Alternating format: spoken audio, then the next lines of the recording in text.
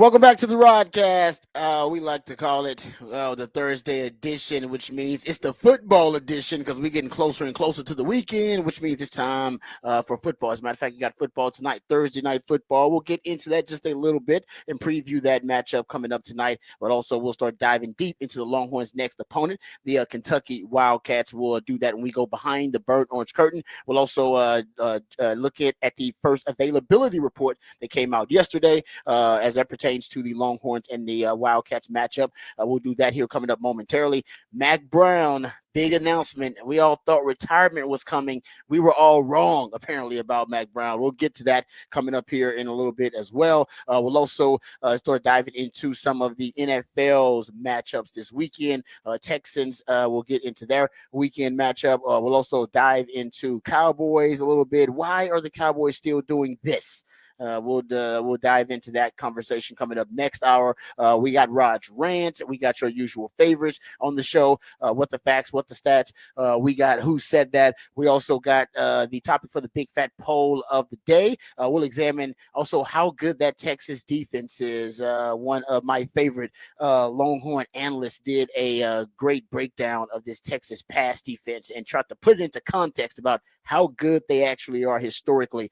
So we'll have that conversation too. And I got a question about Quinn Ewers for the people that we'll discuss coming up later on the show. Lots of hot topics. But before we do any of that, let's introduce you to the rest of the crew. He's one of the hardest working members of the ARN family. Got a hustler spirit, period. Not sure what he's paid, but pretty damn sure the man is underpaid. Ain't no 401k for this hustler, and he's a hustle man of many talents. It's our friend, co-host, and neighbor. It is Patrick Davis, y'all. What's going on, Patrick? How you doing, brother? I'm doing good. Ready to get into a big Texas basketball game tonight, too. It's not huge, but anytime you go into Brooklyn and play in the NBA arena and you play against another, power four team, it's a good test for Texas tonight. So we'll be enjoying watching that, and then getting ready for the weekend as well, and then just enjoying that. This is the coldest we've had so far this year. It's the coldest morning. It is. Yeah, because my office is a little chilly. I've not tried the heater out here. I've got to try to turn the heater on out here. Yeah, I mean we're in the mid 30s this morning. Yeah, I haven't had to deal with it like this, and I was like, actually, I think I'm gonna need some heat out here. I haven't had to deal with heat out here because it's Texas, and we don't drop in temperatures like that. But time to break out the big coats and jackets, and I mean, not really. Crank the heater on. It'll be fine again, I think, tomorrow or like later this afternoon. But okay, not here to stay. Not here to stay. It'll be visiting for a quick while. Just came in the morning. But we're getting closer, I think, to it getting colder weather more consistently. But I think it's only supposed to be in the 70s, so it'll be a beautiful day again today. Which another nice day to get out, get a little work done and get ready for a 6:00 basketball game, and then more looking into Kentucky and Texas. Which the more I look into that game, it feels like everything should be working for Texas, which I get is all the points that tell you it's a trap game. When everything's supposed to be everything's looking in line. That's when you overlook it. So I get that. The good part is I'm not playing, so I can overlook it a little bit. Yeah, you can. I mean, the players can't. The coach can't. Mike Elko's overlooking his opponent. He's overlooking Arvin apparently, based on the audio we played yesterday. Yeah, and I mean, it can happen. According to Vegas, that's a big game. That's a big game coming up. It is. No, and I mean, Sarkis said this is the biggest game of the year for Texas. So, I'm talking about the Texas A&M game because I'm looking ahead. So I wasn't talking about the Texas Kentucky. No, I'm with you. Like Texas should make quick work of Kentucky. We'll get into it as to why that is the case, but that was supposed to be the case with Arkansas. But they were on the road there, and that's a rival, so things are a little bit different at home. Yes. But we'll get into it. Yeah, sure. And on the online fervor of every team for the top 50 teams in the country has a good case to be number one in the country right now, and every team that's ahead of them is a false schedule, and it's all lies, and they're the only one true good schedule, and here's why. I've been seeing that online of everyone trying to prove their way or another, and it's funny because it's that time of year again. As me and you, we do this. There's points of where you figure out, like there'll be stuff where we'll look up, stats or whatever, and you have an idea and a goal where you're trying to get to, and you look up stuff, and then sometimes you'll find you'll be like, it's the stats don't really prove what I'm trying to say, and then you're like, I can make them say what I want them to say. But I won't necessarily do that because I'm trying to get to, I want the actual truth and I want to figure out where we're going to go because then I'll make the best predictions and I'll have the best takes. If I don't just make up a thing that I think I saw and then make the stats make it happen. And then you look online and you see a bunch of people figuring out that you can make the stats and would say whatever you want them to say. And so everyone is just making them. Well, if you look at yards per attempt when throwing to the right side, this team's the best in the country. So you can make things say what you want to say. Baseball's the best at it because that's why they have the stats. Well, if you look, when it's weather between 73 and 78 degrees, he's batting 650. So I don't know why he's not in the Hall of Fame. Let me introduce you to my co-host. He's a proud alumni of DBU. He's got more papers than Dunder Mifflin and watches more film than Siskel and Ebert. He is a new Rod, father of Austin Sports Radio, Mr. Rod Babers. Yeah, no, I'm with you. You can, we know that in any, just not just in sports. So you can do that in politics. You can do that in finance. You can do that in a lot of different areas. You can make the numbers say what you want them to say. But I'm with you. I try to let the evidence, all right, take me to the truth. Yes. Instead of coming up with the truth and then trying to find evidence for it, or at least my version of the truth. That's what I have tried to do. It's tougher to do it that way. And sometimes you end up being surprised. You're like, oh, what I thought is actually wrong. You know how what I thought is inaccurate. I was wrong. Okay. 2 hours into 2 hours into gathering research, you realize you're an idiot. Yeah, well, you just realize that it's wrong. Well, you just have to change your take. That's all. You do it. You just have to, with new information, we all should change our opinion. If we have new information that is more accurate information, there's nothing wrong with saying, you know what, I was wrong. My previous stance was wrong. I'm now a more enlightened, educated person, and I've changed my opinion. That is actually probably one of the biggest issues with our society as a whole. Nobody wants to change their opinion with new information. I take pride in it. Yeah. New information. I'm educated. Look at that. You know what? I'll change my opinion about that. I was once ignorant.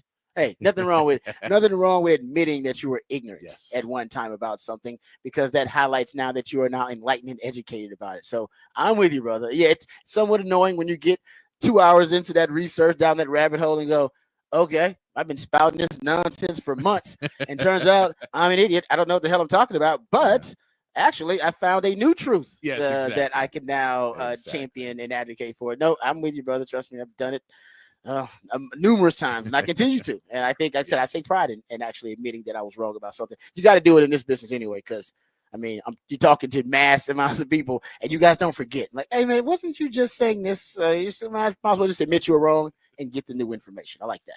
All right, the first lesson of the day.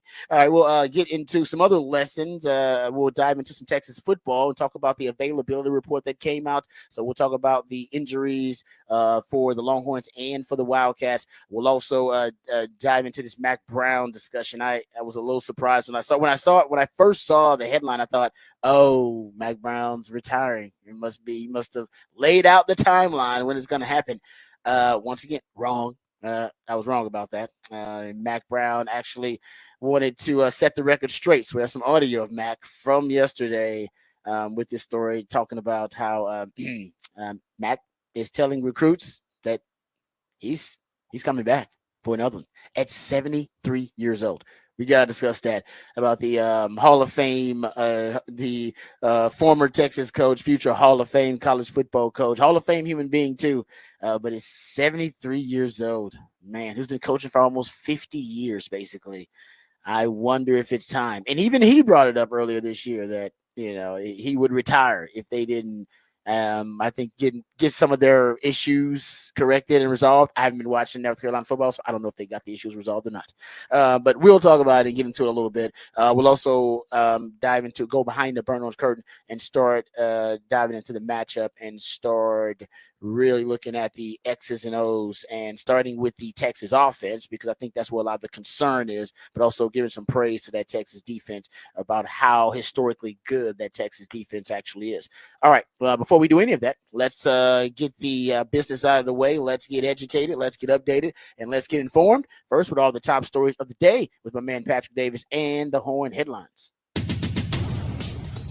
All right, your Horn headlines brought to you by Top Gun Rentals and Lawn Equipment. In the NBA, the Rockets took down the Pacers 130-113 last night. Alperen Sengun had 31 points and 12 rebounds, with Jabari Smith adding 23 more points in the win. Tonight, the Spurs host the Jazz in San Antonio. Texas women's basketball topped Charleston State yesterday, 83-41, with Madison Booker scoring 25 points on 10 for 14 shooting. Tonight, Texas men's basketball faced Syracuse tonight at the UKJ Legends Classic in Brooklyn. Trey Johnson will look to continue his hot start, averaging 23.5 points per game so far this season. And Tremont Mark, who missed the first 4 games of the season due to ankle injury, has begun 5-on-5 workouts with the team, and there is hope he could make his debut tonight. In the NFL, the 25 semifinalists for this year's Hall of Fame induction were announced yesterday, with notable first-year candidates including Eli Manning, Luke Kuechly, Terrell Suggs, Adam Vinatieri, and 5-time All-Pro Earl Thomas. The list will be pared down to 15 finalists later this year. And the Steelers take on the Browns on Thursday Night Football, with the Steelers rolling with an 8-2 record and a game-and-a-half lead in the AFC South. And that is your Horn Headlines. Do you realize the Steelers won 4-1 at Cleveland in their last 6 games since 2018? So Cleveland is what they are to Lamar Jackson. Yeah. Cleveland is that to them. When they're playing in Cleveland, apparently, yeah. I mean, I'm literally looking at that stat right now on sports, and that is crazy. Man, that is trying to have to dig something out to make this game seem interesting tonight, isn't it? That's a hell of a stat, because I was like, no, wait, I had to look at it twice. I was like, is that 1-4-1 at Cleveland in the last 6 games since 2018? Yeah, good job. Good job for you, ESPN, because that one actually I did not see that. Did not see that coming, considering how well the Steelers, we've been talking about that time and time again, how well the Steelers play in that division, and they seem to have everybody else's number in that division. Turns out Cleveland may have theirs, at least at Cleveland anyway. But we'll talk about that coming up a little bit later on the show, dive into some NFL news, notes, and nuggets. First, let's hit the availability report that came out yesterday. The first one, there are 3 of these before the actual kickoff of the game, but we'll get into Kentucky side, but let's talk about Texas first. The guys who've been out all year, or at least most of the year, Derek Williams Jr., the safety, CJ Baxter, Christian Clark, Veldon Gardner, of course, are out. The ones that are questionable, DeAndre Moore Jr. is questionable. Remember, he left the game early in that game, and I mean, we didn't hear much about him after that, but he's questionable. Mo Blackwell Jr., remember, he also was unavailable for the last game versus Arkansas. I think he did actually make the trip. I think I saw him on the sideline, but he was not available to play. And then that's Colton Vasek, and we still don't know what happened with Colton Vasek. Remember, he ended up on unavailable, but ended up on this report last week, and we have not heard any clarification about what happened and what the injury is. We just don't really know. All 3 of those guys are questionable, and we'll find out tomorrow if they are upgraded or downgraded. DeAndre Moore Jr., you miss him because he's a leader among that wide receiving core, but you're so deep at wide receiver. I mean, you got an embarrassment of riches there. Yes, Jonte Cook, left the program, but you're still really deep at wide receiver. I mean, we haven't even heard from Ryan Wingo in a Yeah, since he took that hit was it Vanderbilt? It was, yeah, in the pregame. That one, since that pregame, it feels like he got kind of knocked off course a little bit. Yeah, and then we had, was it Bond that was out? And he was actually, that was one of the games where he step up and get more snaps because Bond was out for that game. You're right. And so I expect, he's not injured, so I expect maybe Wingo to be able to step up and get some more rest. But it's Silas Bowden, actually, when Moore's out, who's getting more reps, because I think he plays that slot position a lot more, and that's what they usually, even though all their receivers are interchangeable, they usually use DeAndre Moore a lot more. I think Wingo in the last game, Wingo had that one in the end zone that it looked like it was PI. Yes, and that looked like they got the guy got there early on him in the end zone. Yeah, was it Hudson Clark? I think so. Yeah, from Arkansas. I think he got there a little early, but they didn't call it. I pay attention to them. The white cornerbacks, man. I'm all, even though they playing against Texas, I'm all about the white DBs, man. Kid, hey, do your thing. But no, I remember that play. Honestly, the crazy part about I remember that play, DeAndre Moore is open on that play. Yeah. Coming across I took a picture of it. When I see an egregious miss, I take a screenshot of it. I'm like, no, what the hell was that? Why didn't you just throw it to this guy? So I'll send you the screenshot of it. But yeah, I remember that play specifically because I remember thinking to myself, why didn't he just throw it to DeAndre Moore? Because it's 1st and 10. Yeah, and DeAndre Moore is running wide open across the field. It almost made me feel like it was a predetermined throw Yeah. because Hudson Clark is glued on Wingo, Yeah. like glued to him. Like he's not open. Now, if you want to throw it up and say, hey, 50-50 ball, my guy against your guy, I'll take Ryan Wingo over you all day, every day, and twice on Sunday. I get it. Throw it. All right. But there's an underneath defender underneath Ryan Wingo, probably about 6 yards underneath him. So throw it over his head. But then, like I said, Clucker's plastered to him. Like he's not open. Like I said, you just throwing up a 50-50 ball. DeAndre Moore, there's not a defender within 6. There's not a defender within 4 to 5 yards of him easily. He's got anywhere from 4 to 6 yard window on either side of him, like everywhere. He's running. He's right at the first down marker, just running wide open. Yeah. No, I mean, I can believe that was we're going to go if Wingo's one-on-one on the outside, just go to Wingo. Had to be a predetermined read because there was no way he was going through. Because that's not open on your progression. And to me, like I said, DeAndre Moore, he was egregiously open. I mean, we saw that later in the game with Golden too. It's if we got Golden one-on-one in there, we're going to trust him and throw it to the outside corner or outside pylon. Yeah, I mean, it's in the red zone. So I can see in the red zone, and I've talked about this, just simplifying things for Quinn, stripping it down to its, bare minimum. Yep. Just like, you know what? No. We're going to just engineer a one-on-one for you. And it takes just all about ball placement for you at that point. Yeah. Just put the ball where it needs to be. And so that could have been it. But, oh, man, like I said, DeAndre Moore's running wide open. He probably gets another 5 yards after that and puts you down near the goal line. But anyway, getting back to the availability report, where I think we started the conversation. Yes. I do. I think for Texas, no big deal with it. Is a big deal for him. You want him back. But if he's unavailable, I mean, you got the embarrassment of riches there. The Mo Blackwell Jr. thing, because you're getting so much really quality play from Leon Lafau, from Ty Anthony Smith. We don't even talk about Benda as much anymore because he's just so dependable and consistent. Anthony Hill is playing at a all conference caliber level. You got enough linebacker play there, even though Mo Blackwell brings you a lot of more versatility in that linebacking core.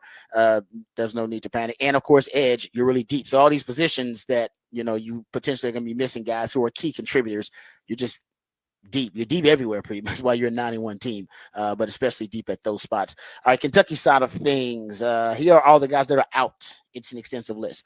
DJ Waller Jr., DB, out. Jansen Dunn, DB, out. Deverin Rayner, inside linebacker, out. Terrian Nichols, DB, out. Darian Henry Young, D lineman, out. De'Eric Jackson, inside linebacker, out. Gerald Mincy, out. Offensive lineman, out. Tavian Gadsden, defensive lineman, out.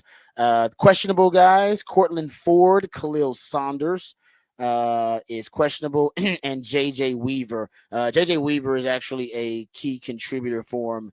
And he's probable, so no doubt he's going to be listed. He's an outside linebacker with him. And we'll talk more about the actual players for Kentucky and talk about some of the standout performers for him so far this season. Speaking of, I've said about Kentucky, they got NFL caliber players at every level of the defense. That's one of the things that makes their defense so good. Deion Walker on the D-line. He's a stud. The linebacker, I believe his name is Dumas. Is it Dumas Johnson? He's a linebacker, a transfer from Georgia. Dude is legit. I think he's probably got an NFL future somewhere. Then the corner who's been out for them, who's their best defensive back, is Maxwell Hairston. He was out with a shoulder injury for most of the season. I don't see him on the injury report, and I believe if he's out, you got to list him. He was expected to come back versus Murray State, who they played last week, and I don't think he came back. I think they were just making sure he was ready for Texas. That would be my belief. It's like, hey, man, that's a bigger game. You're supposed to be an NFL player. Trust me, that's the game you want to play in. Yeah, no NFL scouts are watching in that game. Yeah, Kentucky they Murray want that State. film. Yeah. For you, they want that film. So that's when you want to make sure you're at. So I'm assuming they're going to get their best defensive back returning in this matchup versus Texas, because he's not on the injury report, and all of the scuttlebutt or the research that I could gather say that they were expecting him back last week. And I don't think that happened. And he's not on the injury report for this week. I'm assuming he's full go. And that'll be something for Texas to consider. And that's even in the preseason, look doing the research on Kentucky, NFL caliber players at every level of the defense is not something that a lot of teams around the SEC or even around the country can say. I think Kentucky presents that kind of problem, or at least those kinds of problems, I should say, for the Texas offense. So that'll be a test. They are not a pushover defensively, and they want to make the game ugly, and they want to slow it down to a crawl.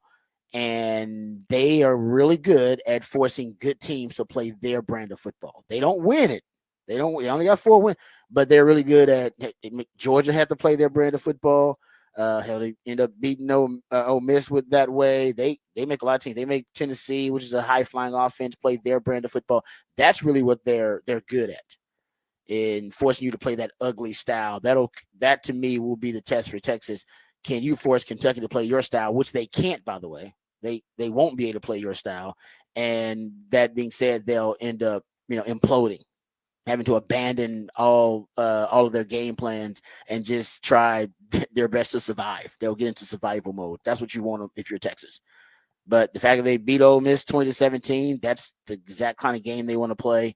They got Georgia into a 13-12 slugfest, and they lost that game barely. They look at Vanderbilt. They lost 13-20. That's kind of game Vanderbilt wants to play too, though. And you look at that Tennessee game, 28-18, got Tennessee into that slugfest. So can they force Texas to play their brand, their style of football? That will be key, even if they do it early. And that's one of the things too. Like they have a really good game plan early on in games. First quarter is going to be key because we know for Texas, the hot start is really key for Texas. Do they get out to a hot start? They get out to a fast start, hot start. Quinn gets going early. He's in the groove. He's confident. Boom. We get good Quinn. But if Texas starts a little clunky offensively, and Sark guards against it because that's why what happened in the Florida game happened. That's why fourth and 2 happened at 4th and 1 at your own 24. That's why that happens because Sark, he knows what we know. Slow starts. They doom us to play one of those ugly games. Nope, I can't have it. I got to get off to a fast start. That way I can ensure we don't start to get into those ugly games. Can't play. I don't want to play an ugly game offensively. Because when your defense is fine. I mean, you're going to win the game most of the time, especially against an inferior opponent. And your defense, even if you have to play an ugly game, you can win ugly games. So I'm not saying you're in danger of losing it. But I think the fast start is key. You go look at when Texas is rolling off, when they're rolling as a team, complementary football, the fast start happens. You get off to a clunky, ugly start, end up, getting into a clunky, ugly game. So that's what I said. Sark knew that. His biggest fear was that versus Florida. He was like, oh, hell no. Nope. 4th and 1, I'm on 24. Let's do it. We're doing it. Because remember the series before, he had gone down and went right down the field. They had one negative play, then they had a sack, and then they missed a field goal. And then the next series, they almost get intercepted. Quinn misses Bond on an easy, wide open, schemed open throw. And then Quinn's got a scramble on that 3rd down. And then I think at that point, Sark was like, no, if we punt it here, that's officially a slow start. Yeah. Then that's an ugly slow start, and then we're in danger of having an ugly game. Nope. Slow start equals ugly game. We're gonna have a fast start, and he forced it. Playing field position and losing that battle. Yeah, exactly. And then he's like, "Nah, I don't want to do that." And you're still gonna win. You'll pull away from him, but if you want to look, and by the way, style points matter now. Mm-hmm. If you want to look good while you're doing it, and the key to get Quinn going early, I think that's why you want to make sure early on you get that fast start. That's not easy versus Kentucky, and we'll talk about why that is the case. Okay, let's talk about Mack Brown. Can we hear from Mack Brown just really quickly here? All right. I was sure after this season we'd get the announcement, and I thought some people thought he was going to retire, but he'll announce his retirement at the end of the year. I thought he was going to announce the retirement tour. You know what I mean? Give everybody their chance to salute Mac and show Mac how much they love him. Because people love Mac. I mean, Mac is no doubt. I love Mac too. Hall of Fame coach and a Hall of Fame human being. There's no doubt. I always say that about Mac. But he's 73 years old now. So everybody expected retirement. He was even talking about it after they lost to James Madison. Remember they got slapped around by James Madison. What did they score? they scored like It was 60 or 50 something. to 70, right, or something like that. Yeah, it was some crazy number where you're like, that doesn't look like, it looks like a basketball score. Is that college basketball? Like, nope, that's North Carolina football. Yeah, James Madison 70 to 50 was the final score. Yeah, and James Madison, nothing against James Madison, but it's James Madison. All right, they're not supposed to be doing that to you. And so no one is supposed to be scoring 70 on you. No one. No, if you are a Power 4 school, no one is supposed to be scoring 70 on you. I agree with you. That's no doubt. So after that, people were like, okay, Mac is probably going to get forced out. Mac's done. Well, apparently Mac has been telling recruits that he's not done, because that's the negative recruiting pitch against Mac, is that why the hell would you sign with Mac? He's 73 years old. He's not going to be there the entire time you're there. Why would you sign with him? And that's honestly, you can't lie. That's a pretty good negative recruiting pitch against Mac when you're 73 years old. It's a pretty good pitch against you. So he's been fighting that battle for the last probably 5 years, as long as he's been there, probably in North Carolina. But here's Mac when he was on SiriusXM when the topic came up about retirement. I love the organization of football. I love fixing things that are broken. I love planning for a game. The strategy that goes into it, but most of the time I'll get mad at transfer portal. I'll get mad at the NIL. I'll get mad about this. I'll be mad at the university. And then I'll go down and eat lunch with the players and say, you know what? This is why I'm here. When I see one with his head down, or he's got some joy because his sister won a contest or won a basketball game, or he's lost a girlfriend or flunked a test or dropped the ball on Saturday. That's my purpose. My purpose is to fix him, and try to help him get to a better place. And what I did at Texas is I start planning on trying to retire, and it didn't work. I wasn't as good at what I was doing, and I wasn't sure. I was trying to make sure everybody's okay, and so I decided this time that I wouldn't do that. I'm going to work as hard as I can every day of my life to do what I'm supposed to do. And right now, my role is to help these young people. To do that, you got to win games or you can't stay. Everybody knows that. That's the modern business.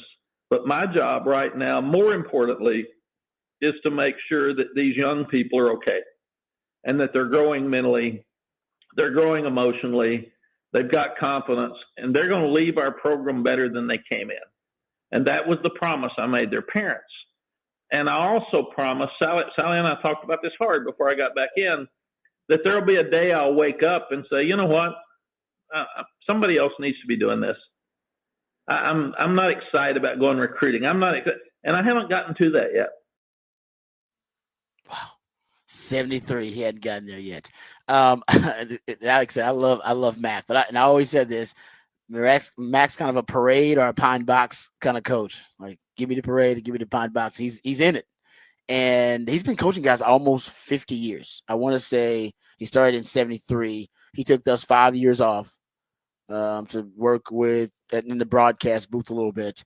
And so you're talking about almost 50 years of him coaching. I think he's been a head coach for like 35 of those years. Yeah, I can't imagine that Sally's thrilled with the decision. I know Sally's my opinion. I've not talked to Sally. My opinion is it feels like Mike Tyson fighting Jake Paul here. It feels like that's kind of how I feel at the end. Toward the end of that fight, I think we all started feeling bad. Yeah. Watching right after the second round, you started feeling bad watching it. Number one, and and that's why when Jake Paul, he could have teed off on him and he didn't. I started to respect Jake Paul a little bit. I'm like, good for you, Jake Paul, because it's kind of you just beating up on the elderly now. Yeah. If you just go in there and tee off on him, and he didn't, and I was like, okay, I hate to give some props, but Jake Paul, that was a classy move by him. He didn't tee off on Mike because he knows Mike's a beloved figure, Mac's a beloved figure, and like I said, I feel like I feel like Mac at this point he does it, like he said, that's his purpose as a team. I think you can fulfill that purpose without necessarily having to coach. Yeah. And still be around the program and be around the game.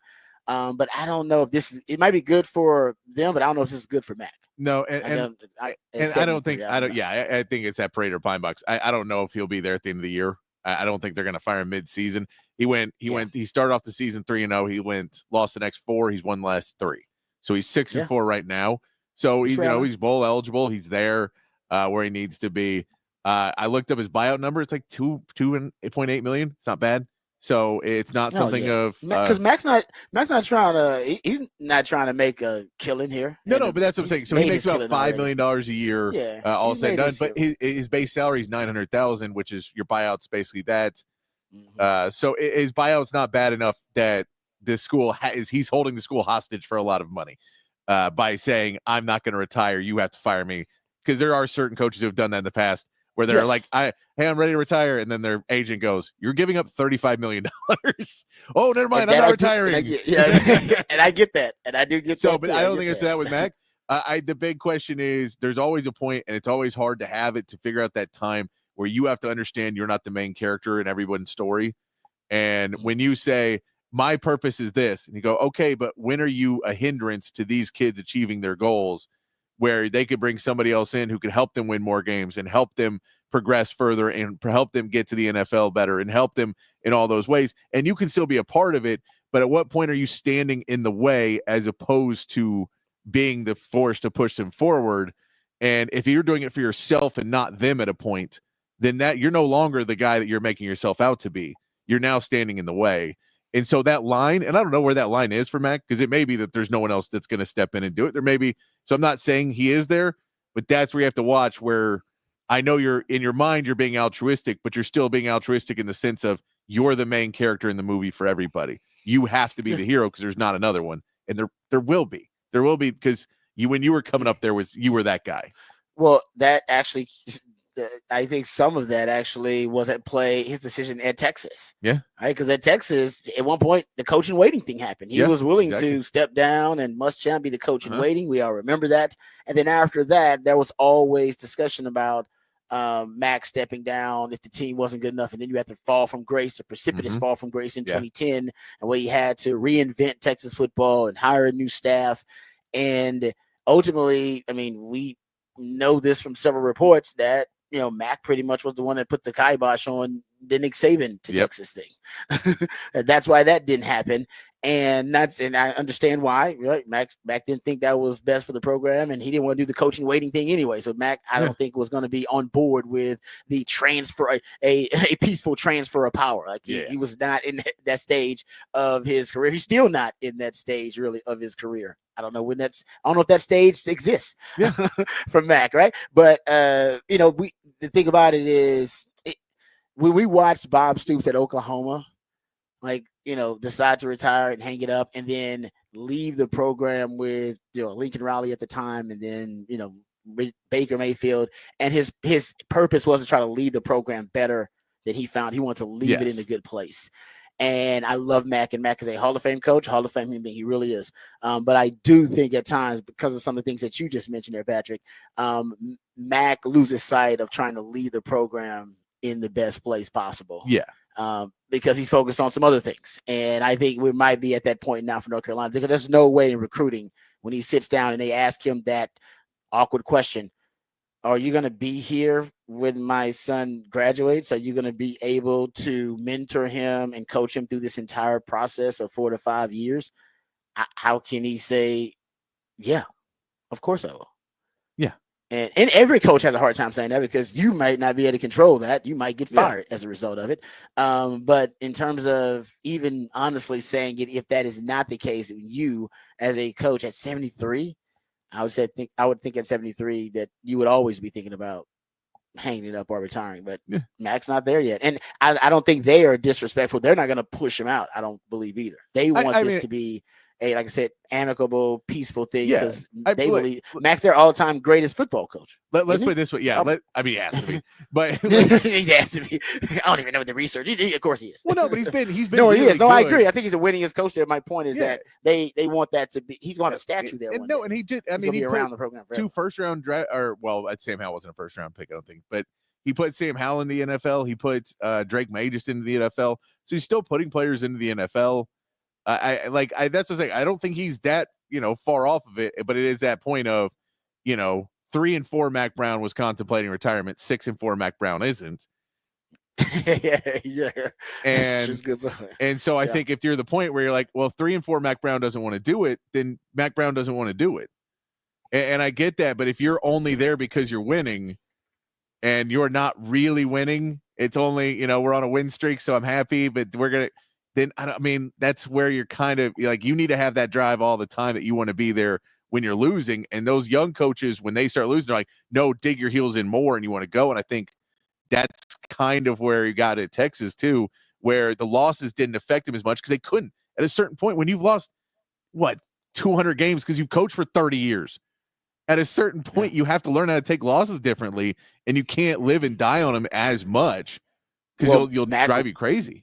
No, Mac once said famously here, he's like, the losses hurt. I was basically dreading and depressed before every loss, and it got to the point where I was hurting for the losses more than taking joy in the wins. Yeah.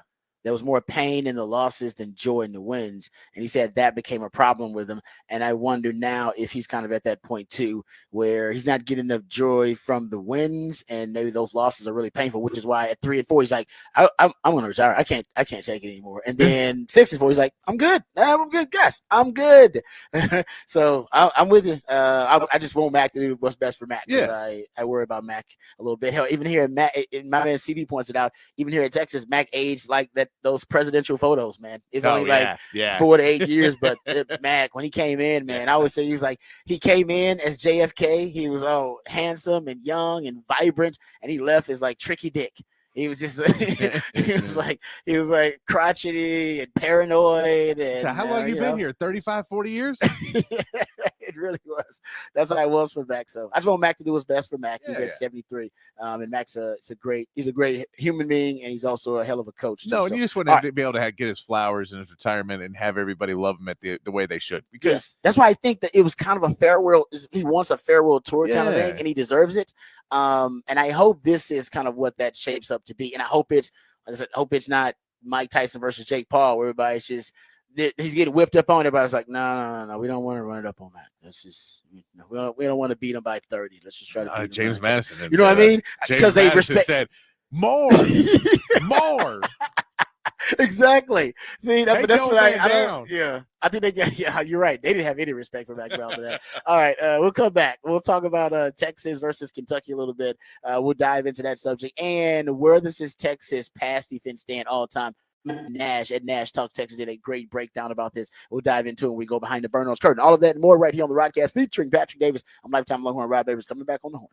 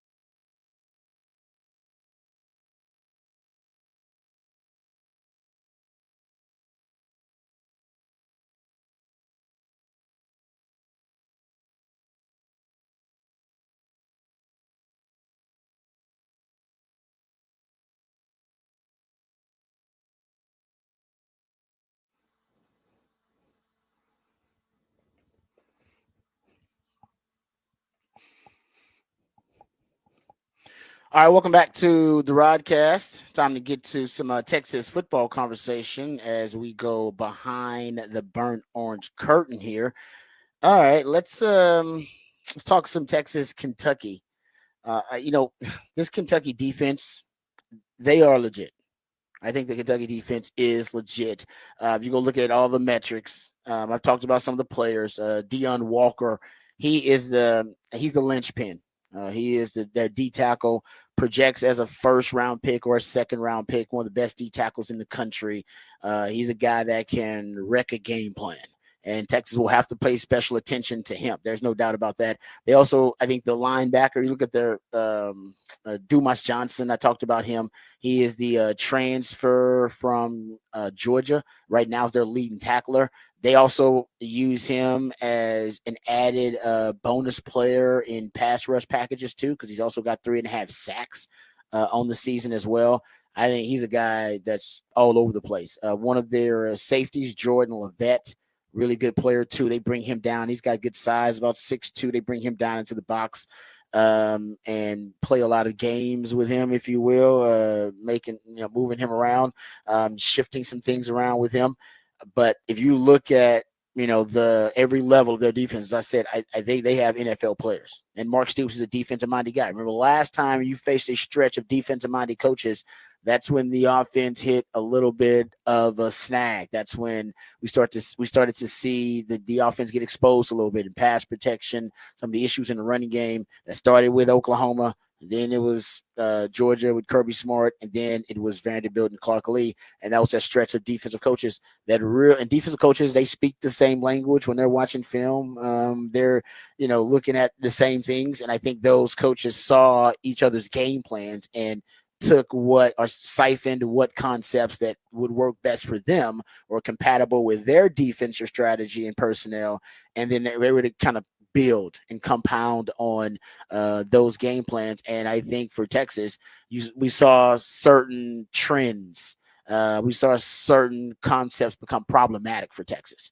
And I think you can see it here in this potential stretch as well, starting probably with that 3 high that Arkansas played. And I wouldn't doubt if Kentucky used some of those 3 high concepts as well, just because it counters Sark's offense really well. And if Quinn has issues deciphering it and decoding that 3 high, why wouldn't you use it? So I expect to see it. And we talked about this during the week, I expect Texas to have baked in solutions and start to have counters ready to go, because he has an extensive history facing the 3 high from his time in the Big 12. All right, getting back to Kentucky. Number 21 scoring defense. They're number 28 pass defense, total defense, top 30. Touchdown percentage in the red zone, top 15 there. If you go look at overall their rush defense, maybe that's where they're a little bit vulnerable. They're 54th in rush defense, but they still, like I said, they got some really good players in their front seven. And Texas doesn't have a formidable run game. They can't really impose their will on teams with the run game. So it'll be interesting to see. They have given up some explosive plays via the pass. They're 92nd in 20-plus yard plays allowed via the pass. And they're 70th in 20-plus yard plays allowed, period. So maybe Texas can get some explosive plays against Kentucky, but they are a really sound defense. Their problem is they can't play complementary football because their offense is mediocre. It's not even pedestrian. It's pretty mediocre. They're 71st in rushing offense, 79th in yards per carry, 109th overall in scoring offense, 114th in passing offense, 107th in total.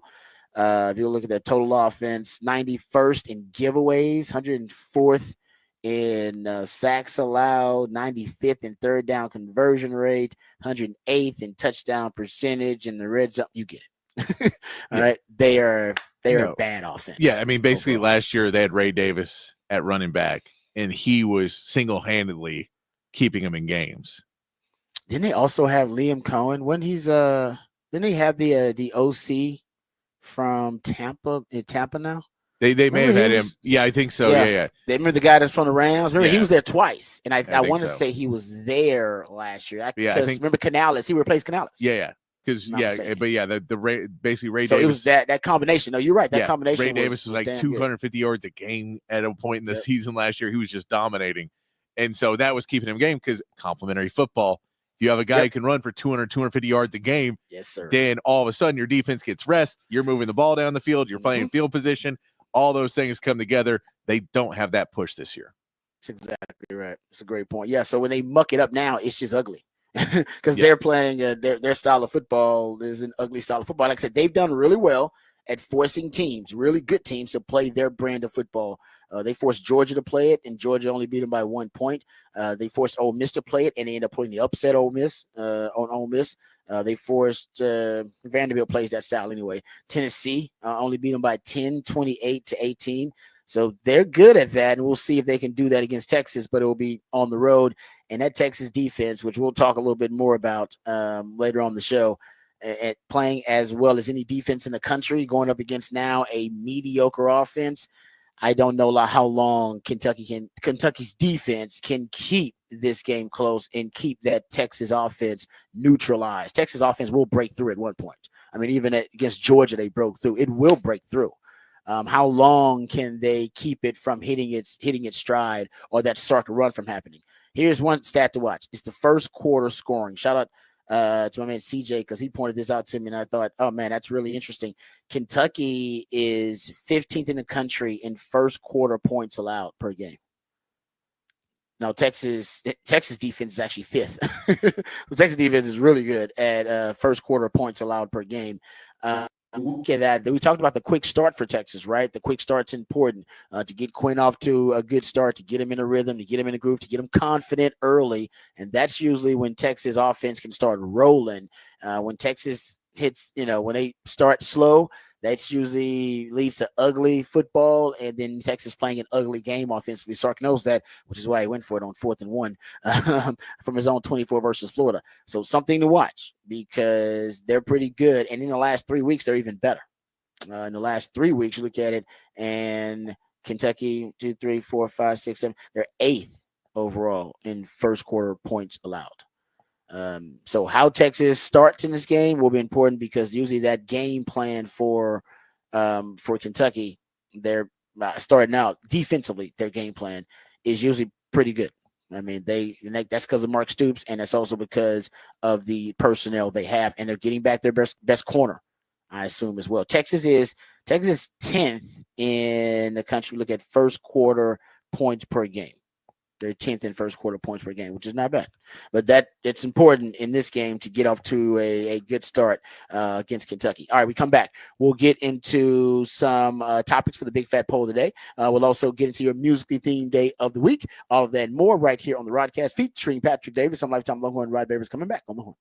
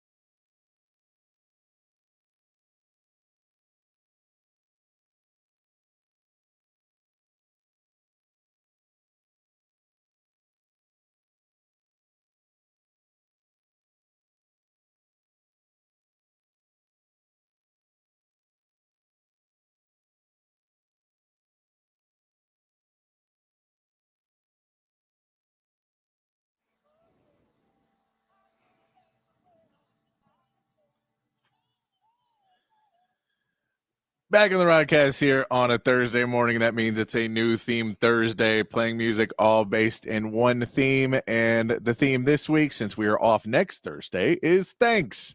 We'll be doing thanks since next Thursday is Thanksgiving. So we'll do it a week early, but we'll say thanks to everybody and all the people who make us, thanks to all the people in our lives and the people who listen to the show and let us keep doing this thing every morning. So we say thank you to all you guys before Thanksgiving today, doing songs of thanks all day long. Let's get to the big fat poll today. Text lines open 512-447-3776 is the text line number. We'll get this posted up on X at the Horn ATX. Patrick's big fat poll of the day on the Horn.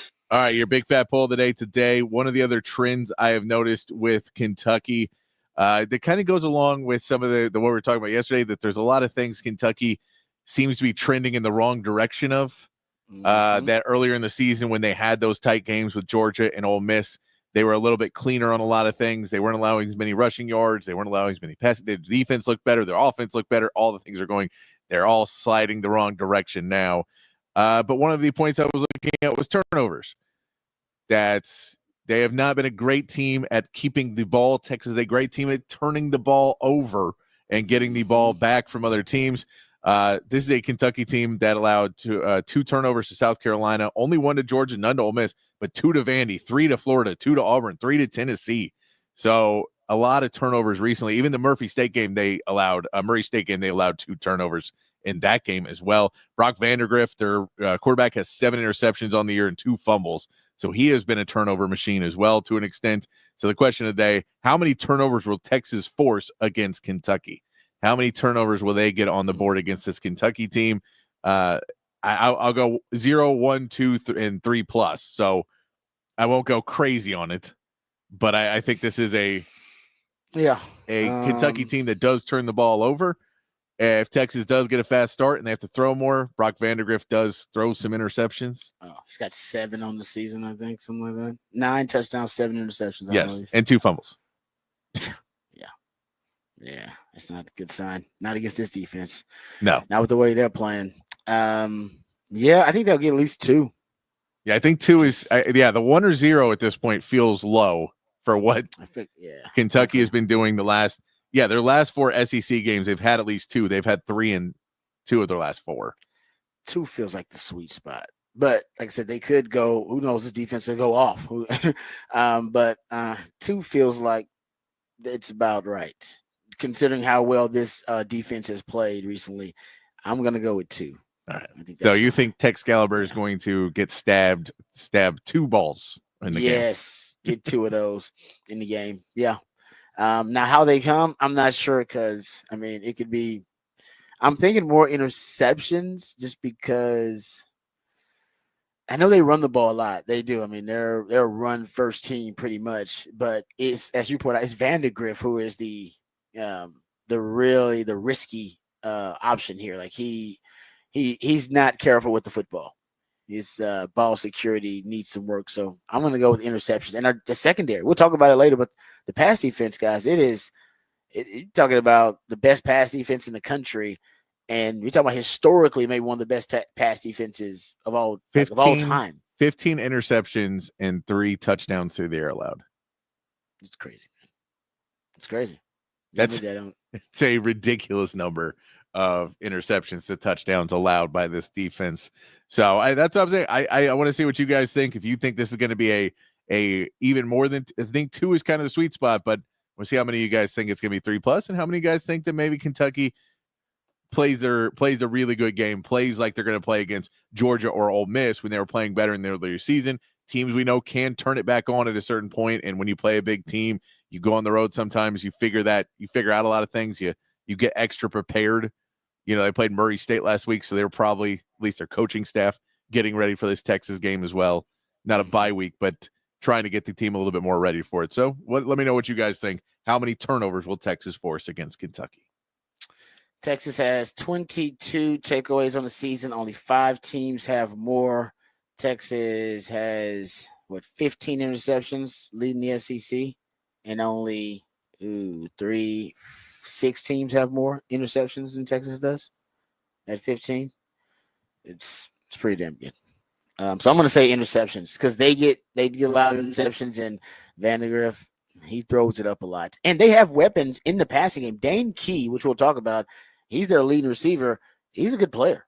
Their most explosive player or players is probably Barian Brown, who is one of the fastest players in the country, a wide receiver for them, and Jamarian Wilcox is a running back for them. This dude's averaging over 6 yards per rush. I want to say he's averaging damn near 7 yards per rush. He's a freshman. They have weapons on offense that when you see them on film, you go, "Oh, that's scary. Like that guy could be a problem." They have a couple of dudes. They just don't have enough offensive continuity overall to be able to consistently get them the football. In situations, where they can be weaponized. They don't do that very well. But they got some guys. Jamarian Wilcox, you'll see him, and Barian Brown and Dane Key. Those are some guys to watch. They're good players. I think the running back is Sumo, if I'm not mistaken. He's a good player. Kind of their main running back. Jamarian Wilcox is another guy that helps shoulder that burden of the running game. But like I said, individually, they got some guys. As a team and as a unit, they don't do a good job of playing well together. So I think the defense will get two of those turnovers against this Kentucky Wildcat offense. All right, we come back. We'll get back to the topic for the Big Fat Poll today, but we'll also dive into some NFL news, notes, and nuggets. We got to talk about the Texans a little bit. Why are the Cowboys continuing to make this decision? We'll discuss that. And I got a question about Quinn Ewers for the people out there and for Patrick, as well as a historical conversation about how good the Texas pass defense is. We'll get into that too. All that and more right here on the Rodcast featuring Patrick Davis. I'm Lifetime Longhorn. Rod Babers coming back on the horn.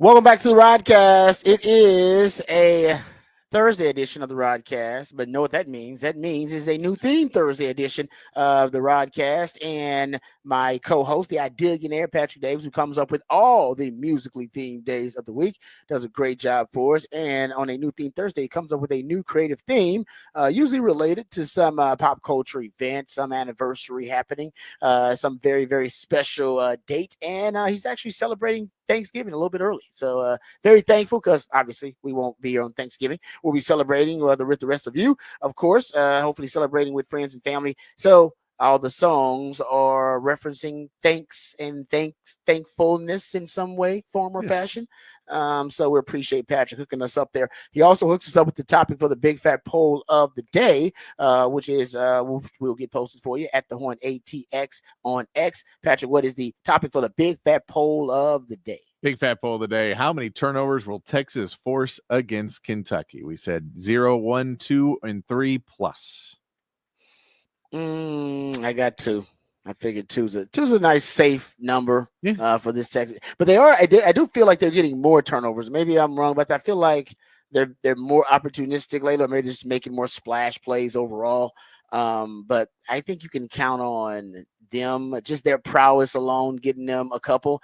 But who knows if Kentucky's having a meltdown in this game, it could be even more. Yeah. I mean, but so I'm saying it could get bad, but it could be, again, this could be Kentucky's kind of bounce back. We're going to show that we still belong and we can play. We're in the SEC. We belong there. Got a couple people on the text line as well. So a few people throwing up there too as well. Yeah. So pretty common. Plus is right now leading quick early. 3 people are confident this Texas defense forces a lot of turn. They're very opportunistic. They are. And they're one of the best teams in the country at taking away the football. If they do that against Kentucky, that'll spark that run for Texas. That will help. If they do that early, can spark that run, and Texas can separate early from Kentucky. Kentucky wants to run the football. They want to shrink the game, and they do play their best football or their best brand of football when they go up against high-level opponents. When they play ranked opponents, that was the case versus Georgia, Ole Miss, Tennessee, even Vanderbilt. When they play the best teams, they usually have a really good game plan, at least a game plan that they can execute as a team with their limitations, and they make it ugly. And that's what they want to do. If you allow them to make it an ugly game and you have to play an ugly game, then like I said, they can't win them because they're not talented enough, but they can kind of make you it can muck up your performance and execution. And you don't want that this late in the season. You'd like to start playing your best brand of football and execution be something that's pristine this late in the season. You'd hate to have clunky, ugly games. No. So at the end of the season. that Tennessee game with Kentucky actually led at halftime and then pulled it within 3 in the fourth quarter. They got it to 18-21, and then about 5 minutes left in the game, Tennessee scored another touchdown and pushed it back out to a 10-point lead to win the game. But that was a game. It was a 3-point game in the fourth quarter. So it was another one of those, kind of like Arkansas where you saw it and thought, why are you into it? But yeah, Kentucky had the lead at halftime, 10-7 at halftime. So come on, man. That's an explosive offense. So was Ole Miss. They ended up beating Ole Miss. Yeah. So I said the defense will keep them in the games. It'll be interesting to see how Texas matches up. But that's a good point about that Tennessee game. That came down to the wire. I bet if you look at it, we know the Georgia game obviously came down to the wire there too. So they're dangerous. And we talked about it even before the season. Perfect placement for a trap game. Yeah. After Arkansas on the road, before Texas A&M. But we were hypothesizing at the time, well, it's got to be Texas A&M would have to be a big game. So the Aggies would have to, take care of business so that there is a possible distraction on the horizon. Well, we're here. Yep. It's a distraction on the horizon. You're talking about potentially the biggest Texas A&M game in the history of the rivalry. So for both A&M and for Texas, and we heard Mike Elko yesterday. Yes, a challenge. Yeah, you see a little Freudian slip there. But Patrick gave you the line. 2 points? They're favored by the Aggies are favored by 2 overall. Where we're at today. They were at 2.5 yesterday. Yeah, okay. Still 2.5. Still 2.5. Okay. Yeah. Well, they got to take care of business. And the Longhorns, yes, they're favored. I don't know what the line is. I think they were favored by 21. Yeah, 20 and a half. I think is what 20 I saw. 20 and a half, 21 points. It's a huge number. Trust on that. But Patrick just gave you the breakdown of how they played Tennessee. You know they upset Ole Miss. You know they played Georgia down to the wire. It's in them. No, and I mean, and someone, and we It's just had someone ask too, do they play Georgia and Tennessee at home or on the road? Georgia was at home, Ole Miss and Tennessee were on the road. So they beat Ole Miss at Ole Miss. They played with Tennessee at Tennessee. And those are going now. Those so those are big time environments, man. They can play on the road. Yeah. That defense travels, guys. The defense will travel. Like I said, Mark Stoops comes up with a really good defensive game plan. Told you earlier about their first quarter defense. They're top 15 in the country. Actually, last 3 weeks, I think they're top 8 in the country in first quarter defense. That's his game plan versus their game plan. Like the opening script. Defense has got opening script too. Defense got open. Now we talk about the offense opening script all the time. Defense got opening script. Mm-hmm. We got a script too. Mm-hmm. Plays that we want to run to open up the game. His opening script ain't bad. It's pretty good. And I think it'll be Sark's opening script versus Stoops' opening script. So, and anytime you're playing a Stoops, anytime you're Texas and you're coaching against a Stoops, I always assume the Stoops family just hates any Stoops family and even the Stoops kinfolk like Lincoln Riley and Brent Venables. Anybody like anywhere from that coach, the Stoops coaching tree. I assume, and I said I don't even know this to be true, but I just assume it is true. I just think I believe in my heart it's true that there is a group chat. Text chain group chat with the Stoopses and with Lincoln Riley on there and Brent Venables and who's the Mississippi State coach too as well. Throw him on there too because he's in it. he's in the family as well, right? Jeff Levy, throw all of them in there because he's married to a Browse, but also I think kinfolk of the Stoopses. I assume they all really just hate Texas. And there's a group chat where they just talk about how much they hate Texas. And when any of them can play Texas, they're like, hey, I got some notes for you on what you can do to beat Texas. I'm there's probably no truth to that and no evidence of it at all, but it's sense. Do you think so I assume when I play a Stoops that a Stoops is getting advice from Stoops and kinfolk of the Stoops of how to beat Texas because they all have this kind of weird relationship with it. Like Jeff Levy left. Just think about this. He left Oklahoma, where he was the offensive coordinator there, had beaten Texas, and was a part of getting beat by Texas, and then leaves to go take a head coaching job and ends up playing Texas again. Mississippi State. That's the Mississippi State head coach. His first year as the head coach. And that's weird. We know Stoops' history with Texas.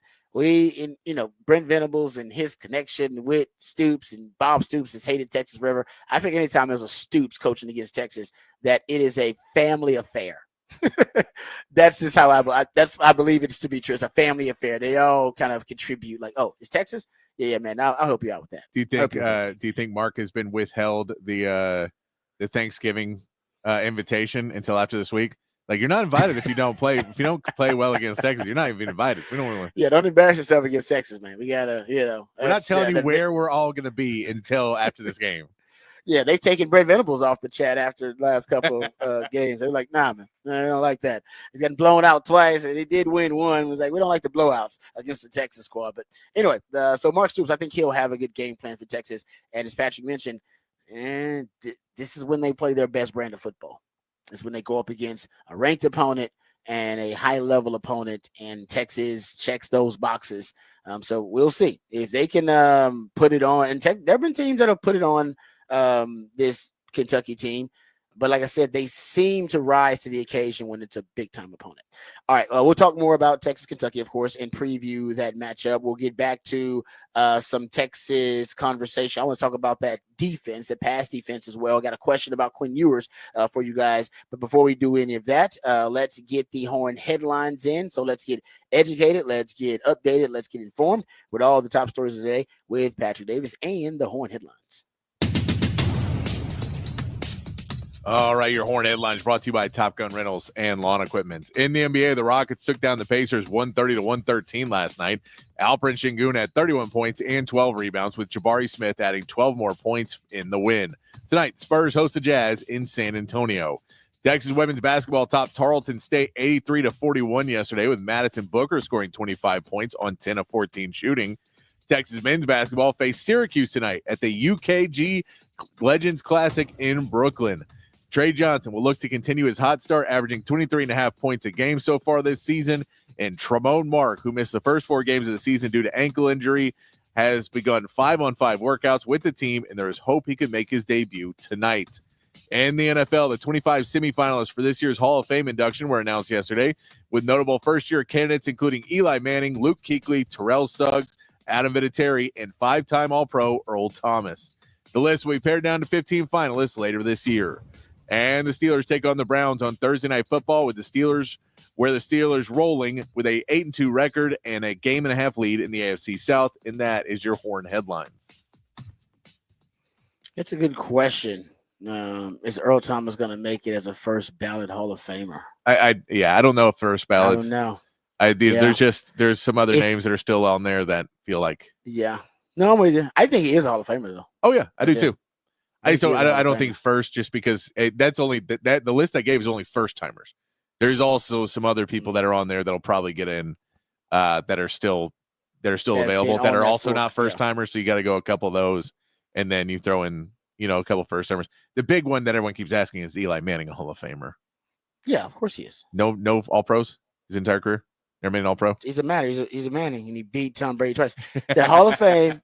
No, really, I'm serious. I think you're right, but I'm just trying to devil's argument. Is that now? Do I think he deserves it? That's a different question. Like, yes. I'm not saying he deserves it. Okay. Is he a Hall of Famer? Guys, he's a Manning. He's a part of the first family of football, and he won multiple Super Bowls, and he beat Tom Brady to win those Super Bowls. You can't tell the history of the last 30 years of the NFL without talking about Eli Manning. Yeah, that's true. Like, you can't do it because he vanquished Tom Brady. But when Tom Brady was at his zenith, at his best, 2007, when they were potentially going to break the record for being the undefeated team, be the greatest team in the history of football, and Eli Manning was the hero that saved the day. Now I know it was actually the pass rush, but still, Eli Manning was the one that saved the day. We all know, but people won't know that in 20 years from now. They won't be talking about, did you know that the pass rush was really it? They put that NASCAR package out there. No, they'll be talking about Eli Manning led the Giants to win over the Patriots twice during their dynastic run. That one of the only teams to vanquish the Patriots. They were the kryptonite. All right, to the Superman model that was the dynasty, that was the New England Patriots. So, listen, I'm not saying he deserves it, but he will be, because the influence of and by the way, the NFL wants this, guys. They want it. They want the first family of football in there. You don't think they want this? They would love this. Whether sport can say this, whether sports can talk about how, oh yeah, we got the first family of football. They love family legacies getting in. They want the Watts in there. JJ's getting in there. TJ gonna be in there. They want the Mannings in there. They want the Matthews brothers. They want them. If they can get some brothers in there, they want the brothers in there. Not the brothers, but siblings. All right, that they do. And so I think because the NFL wants it, because you got the first part of the first family of football. So that's going to help them too, because that's a really good narrative. And the truth is, the Hall of Fame is just not for stats and accolades. It's also to tell a story. And it's hard to tell the story, pro football, in the last 30 years without mentioning Eli Manning. Just saying, I know y'all don't like it. I don't necessarily like it either, because it goes back to the nepotism thing and having that discussion. It is what it is. But I think there's no doubt Eli Manning. But not first ballot, right? No, he doesn't deserve to be a first ballot. Good, no, good. I agree with that. Don't. Yes, that'd be disrespectful to all the all-time great players to put him in the first ballot. But he's getting in. He's gonna sneak in there. Yeah, I'm sorry. It's gonna happen. We got some other names of people that are still on there, like Jared Allen is still on there. Anquan Bolden's an interesting one. Antonio Gates is still on there. Rodney Harrison. Antonio Gates should he should definitely be tight ends. Yeah, he should definitely be in. That's so, crazy. But he's just not a first ballot. So he's I think he's his second, I think, or something. So he's just one that'll get in. Torrey Holt's another one that's interesting on that one. Torrey Holt's interesting too. Steve Smith. Ooh, I love me some Steve Smith. So he's somebody that's still on this ballot. Hines wide Ward. receiver's tough. Wide receivers tough, because wide receivers, there's a log jam happening now at wide receiver, because it used to be largely based on stats. Oh, this guy's got this stat, but now in the new era of football, 1,000-yard season ain't what it used to be, especially now that you got 17 games. So you can't necessarily just go on all stats anymore. So there's a log jam while they kind of redefine what a Hall of Fame wide receiver is. Because remember, Andre Johnson got in And it wasn't about winning. It was mostly about his stats and where he stood statistically, and the fact that he was a dominant wide receiver in the league for 5-6 years, something like that. Receiver stuff. Pass rusher shouldn't be tough, so Jared Allen should be in there. I want to say Willie Anderson, the tackle, is another one that it'll probably get in at some point. Those are always hard. O linemen, they get screwed. It's just the reality of it because there's no stats to back it up. Everybody's ignorant to watching O linemen and what makes an O lineman good. We don't really know. So it's really up to the members of the media to argue their case. But I'll admit, O linemen, they get shafted in this thing because the public doesn't know much about O line play. And what good O line play is. And you get guys like Vince Wilfork, who you figure will get in at a point because he's part of that Patriots dynasty and also just a liked guy around the league. So he'll probably get in eventually. That's another, you know what? They also, because D tackles don't have a lot of stats to back it up and everything, also really tough to argue their case because it's more about their impact on the team. But I mean, here's an example of the logjam at wide receiver, though. You go look at Torrey Holt among wide receivers in the 2000s. I mean, in that time period, he was first in receptions, first in receiving yards, receiving first downs. He was first, 20+ yard receptions. He was first. I mean, he was a force there at the time. I just think at wide receiver, you could make that argument for a lot of guys at wide. Steve Smith, but did he have the championships and the stats? I think that's why Torrey Holt's going to get a bit of a nod over some of those other guys like Anquan Bolden over Steve Smith because he's got the title, the championship, and the individual stats and accolades. Yeah. No, so we'll throw another one out there that's interesting. Darren Woodson. We know Cowboys fans have been trying to get him in for a long time. They've been trying to get him in for a while. So he's back on that semifinalist list. It helps that he's a Cowboy. I'll say that because the Cowboys, marketing and promotional machine, it'll help them out. I just don't. Yeah, that's tough. I'm not sure about that. And then this one's a first timer, which is, I don't know if you get in the first, but he's one of those really interesting ones is Luke Kuechly. 7-year career, only played 7 years. If you go eye test, first ballot Hall of Famer, eye test. Yeah.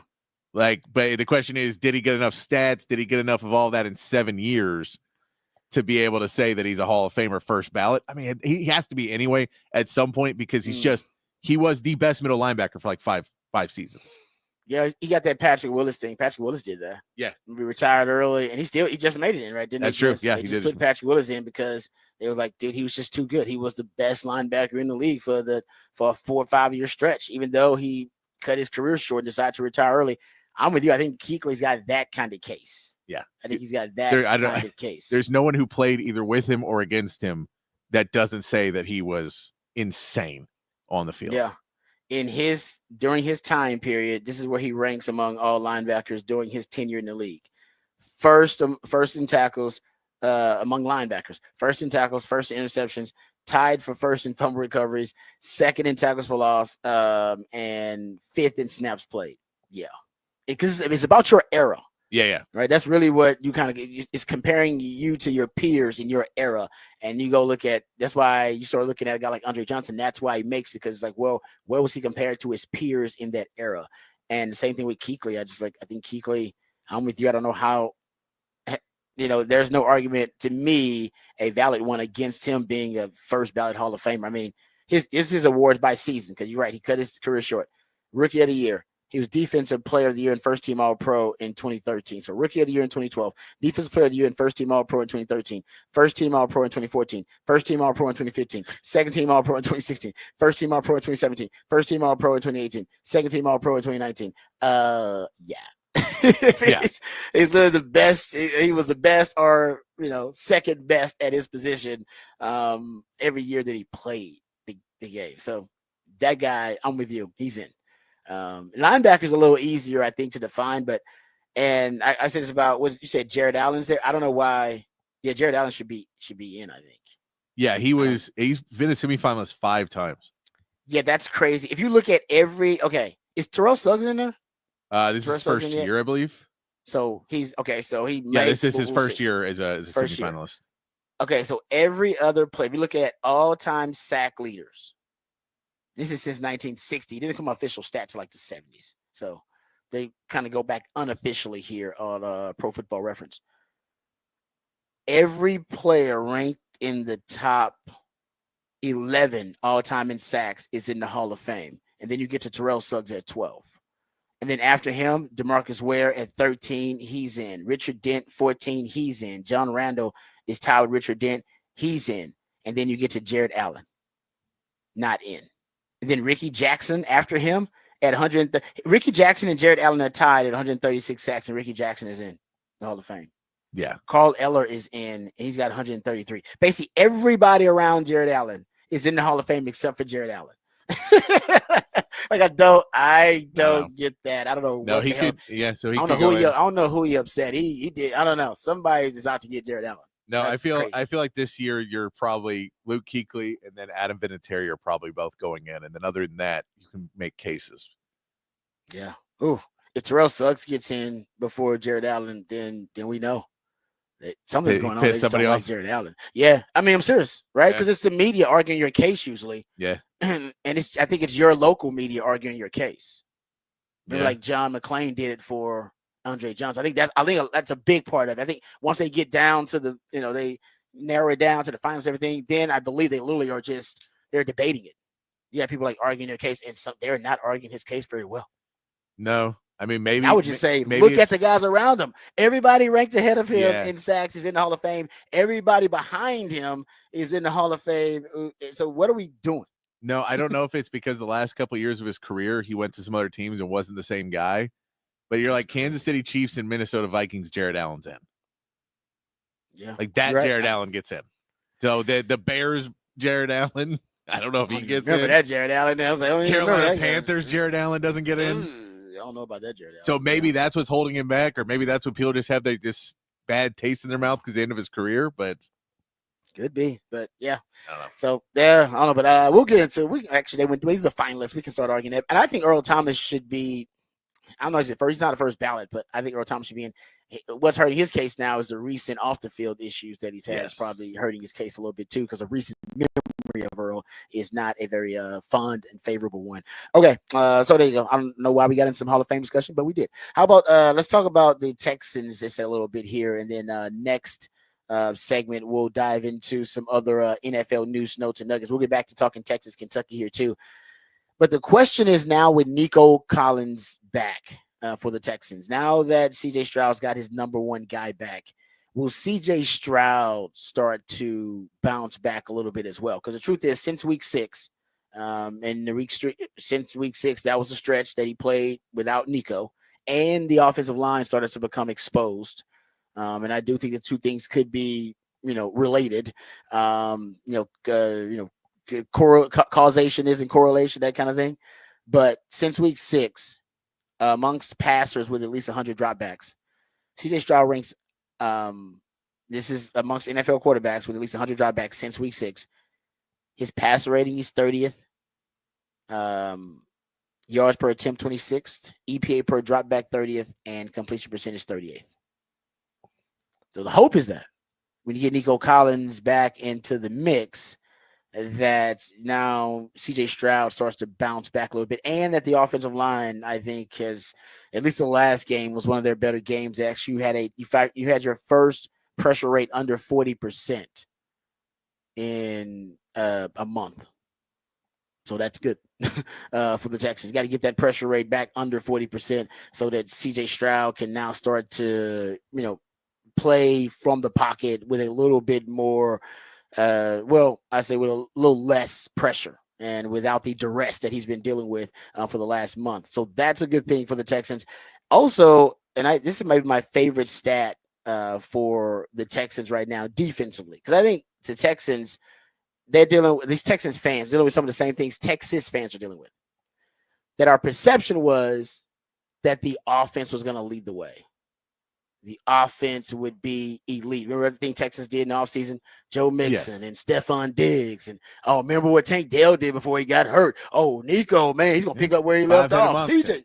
Yes, exactly. The 5-headed dragon or whatever it was, like the Hydra, or whatever they call it. And CJ had the greatest rookie season in the history of the NFL. He's going to bounce back. And the offensive line, they were the most injury riddled offensive line the last 20 years. Wait till they actually are healthy.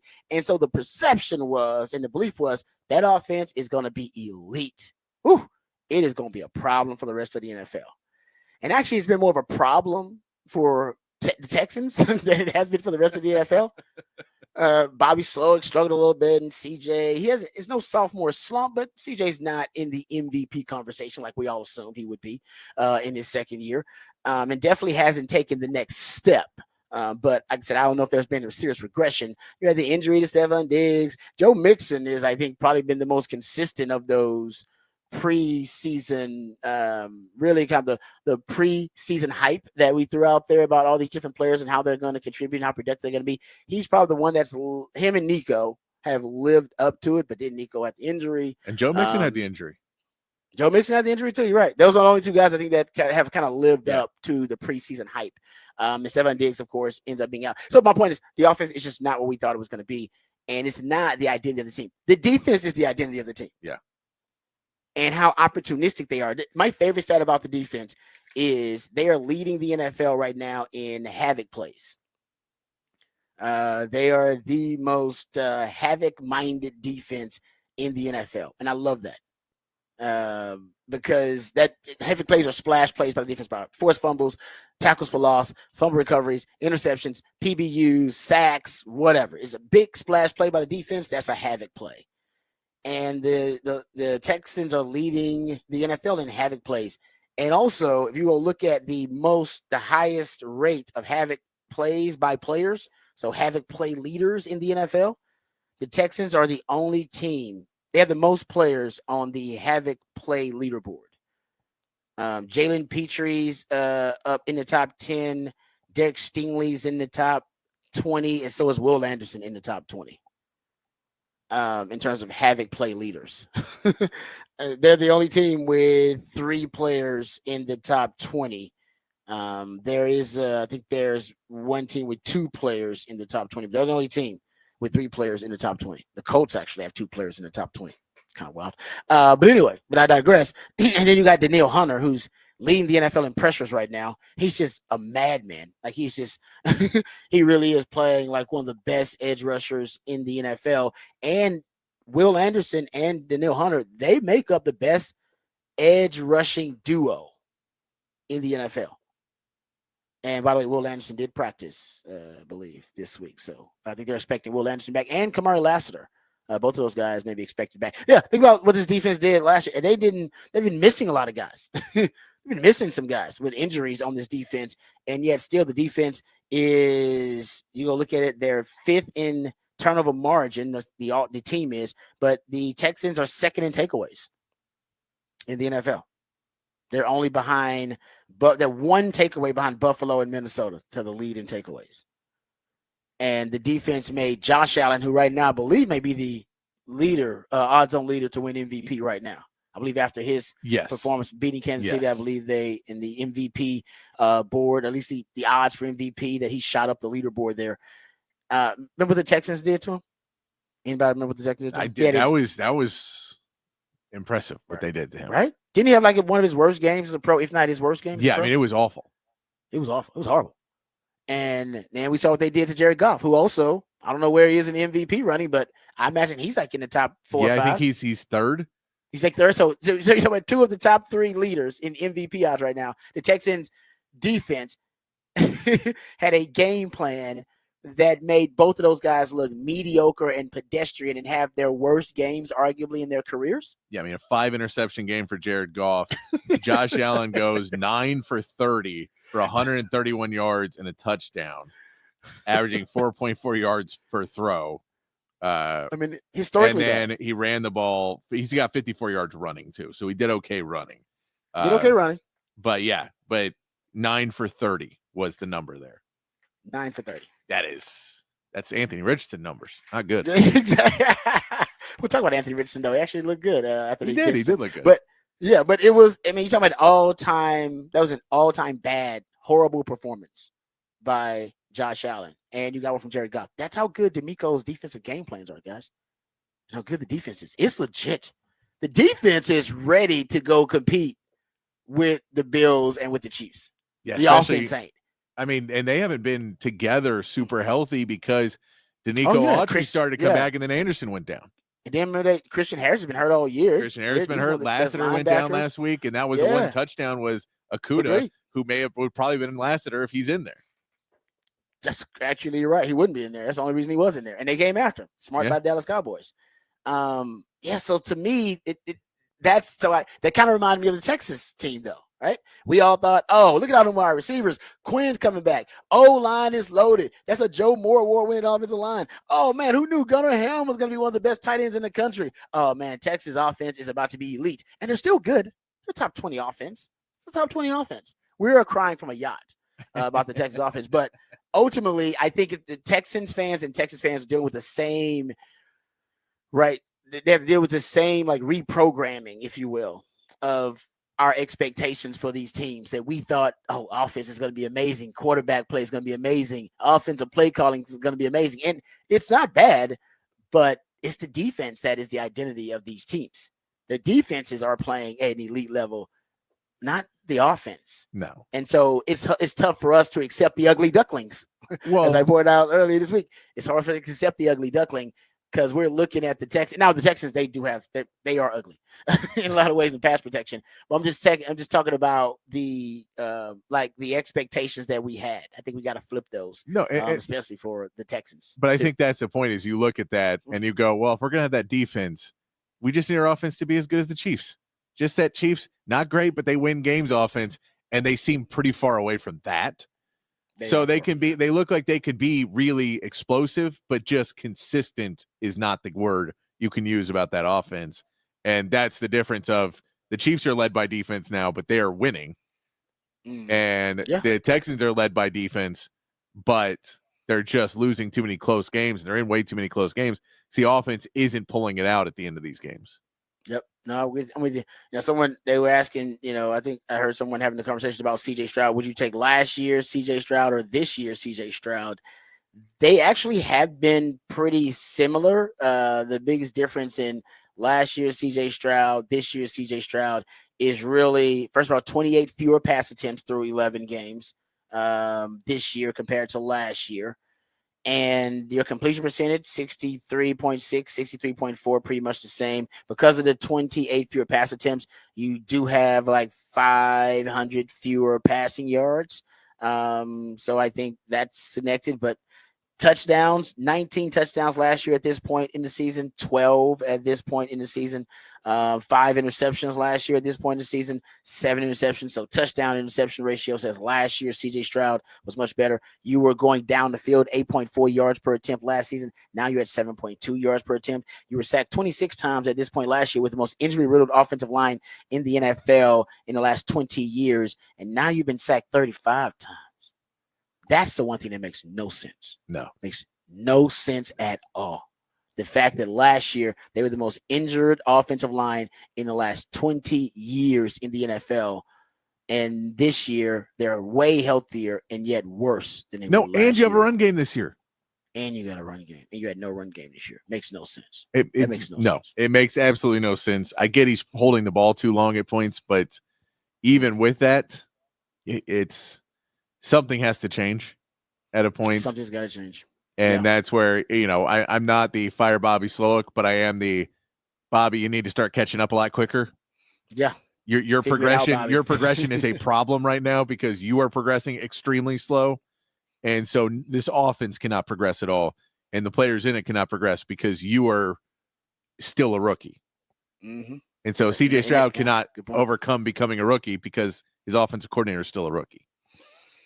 I like the way you put that. All right, so I asked a question about would you take last year's CJ Stroud or this year's CJ Stroud. Last year's CJ Stroud, I think this turns out had this CJ Stroud has better support and a better supporting cast around him, O-line and the weapons, and yet you've seen less productivity, less efficiency. That is strange. So I'll ask the question about Quinn since we talked about comparing the Texans and Texas. Would you take last year's Quinn or this year's Quinn? Think about it. We'll come back and discuss it right here on the Rodcast, featuring Patrick Davis. I'm Lifetime Longhorn. Rod Babers coming back on the horn.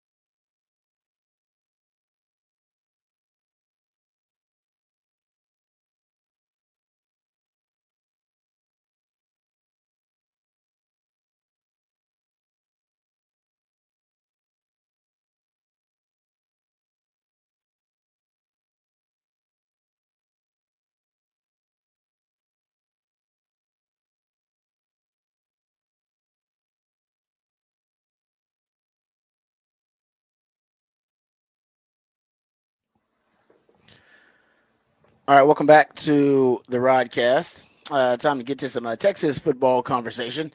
Someone asked me yesterday over at On Texas Football, would I take last year's Quinn or this year's Quinn?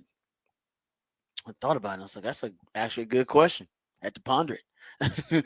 Not sure. This year's Quinn or last year's Quinn. And because just to give you some stats, because I'm just looking at the Pro Football Focus, kind of back-to-back year comparison here. 68%, 68.3, this year, 68.5 last year, completion percentage. If you look at yards per attempt, you were at 7.7 this year, 8.8 last year. Touchdowns, interceptions, you're at 22 touchdowns, 6 interceptions last year, 21 touchdowns, 6 interceptions this year. If you're looking at turnover worthy plays, you have more turnover worthy plays this year. You have 11. You only had 8 last year. They have here. If you look at average depth of target, 6.7 this year. You're at 8.4 last year.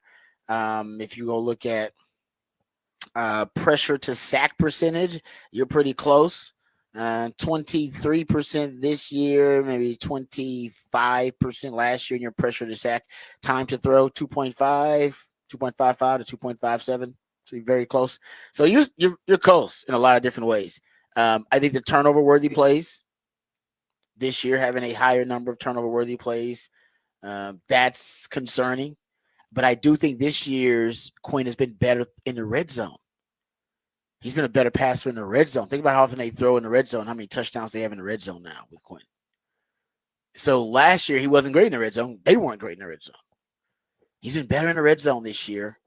I like that. I do think he still struggles to handle pressure. And even though the stats say he handles pressure a little bit better this year, I think that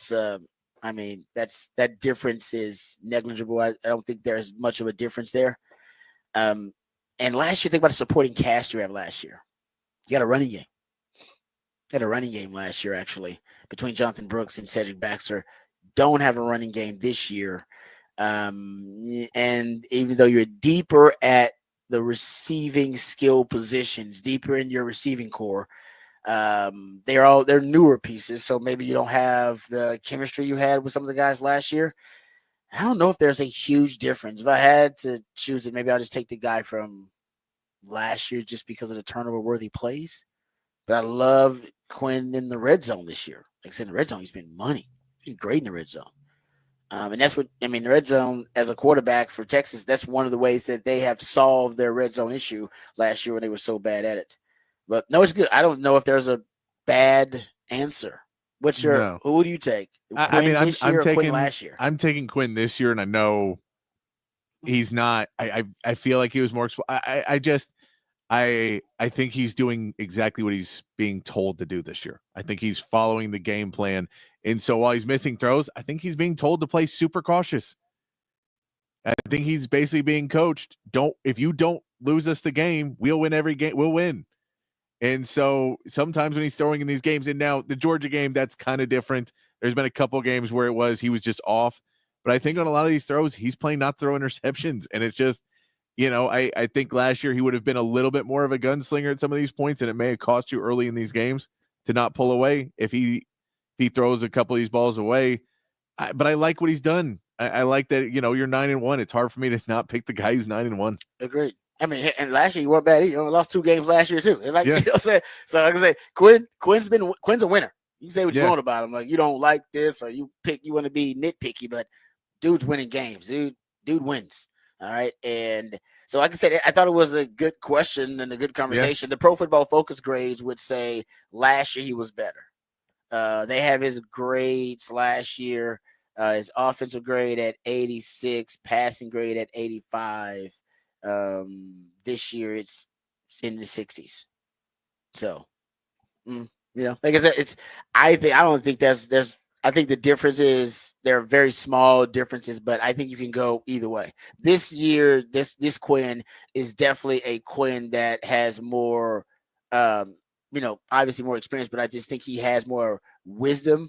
And I think there's definitely has more freedom and with the offense, like to do different things within the offense. We've seen that several times. Even remember the DeAndre Moore slot fade. He checks it to him. He checks the play as he's motioning across the formation. So I do think he's just, that shows a comfort level in the offense to operate it in that manner. I don't know if he had that ability or had that capability, maybe it's the right word to say it, last season. So you can go with either Quinn. I mean, like I said, you've lost 3 games in the last 2 years. Your quarterback's got to be playing at a reasonably high level for you to do that. But I am not on the bench Quinn among that crowd. Like, I think that is an unrealistic conversation to be having about benching a quarterback who's lost 3 games in the last 2 years. Like, guys, that's just not. I don't. That's not going to happen. I know it happened in the national title game when Jalen Hurts got benched for Tua. It did happen. So there are always exceptions to the rule. I don't know if we're at that point, but I will say that's a problem I want to have. In the national title game, Quinn's off. Put in Arch. All right, go ahead. Let's do it then. I'll give it. At that point, yes. At that point, yes. Let's do it. Because we got to exhaust every possible resource to make sure we win this game. Like in the World Series when you put a starter in to play, in the 8th inning because it's a go home game. Exactly. I get those. That's a different conversation to have at that time. But to go, let's throw in really a unknown quantity, which I know he played really, really well against some teams that Quinn also played well against. And it was, you're playing against team. I think Arch is going to be amazing. That's why I have to admit, I don't want to say anything bad about Arch, but he's an unknown quantity being put into the biggest games of his life. Yeah. Just thrown out there without the game plan, without it. Yeah. And Quinn's playing good football. It's just not perfect, and no one's going to be perfect. Yeah. And listen, Arch is going to be better than Quinn. I believe that. Yeah. I truly believe that. But Quinn is damn good. Quinn's the guy that's going to get drafted really high. He'll be one of the top 4 quarterbacks drafted, top 4 or 5 quarterbacks drafted in the NFL. So I think, that's the biggest thing that's different from this year to last year. Longhorn fans got a chance to see Arch. That's probably the biggest difference in this, the context of this conversation is that they got a chance to see Arch. But I like the command that Quinn has of the offense, and I think that's something only you get with a third-year starting quarterback. And the team is fighting for him. The team is fighting for him. Hell, I saw Jadae Barron wearing a Quinn T-shirt the other day. The team's fighting for him. A Quinn T-shirt on, like with a graphic tee, and I was like, okay, I guess I should have did that with Sims then. Maybe I should have just wore a T-shirt around. I wore Sims, Sims T-shirt, and that would have been my way of campaigning for my boy to win the starting job. But because that's different than this. Because there is no quarterback controversy. That was a quarterback controversy. Yes. This one's not. There is no quarterback. As much as some of the Longhorn fans wanted, it's not. It's Quinn's team. It's Quinn's team. All right, we come back. We'll get into some more Texas football conversation on the other side, but we got What the Facts, What the Stats coming back right here on the Rodcast featuring Patrick Davis. I'm Lifetime Longhorn. Rod Babers coming back on the horn.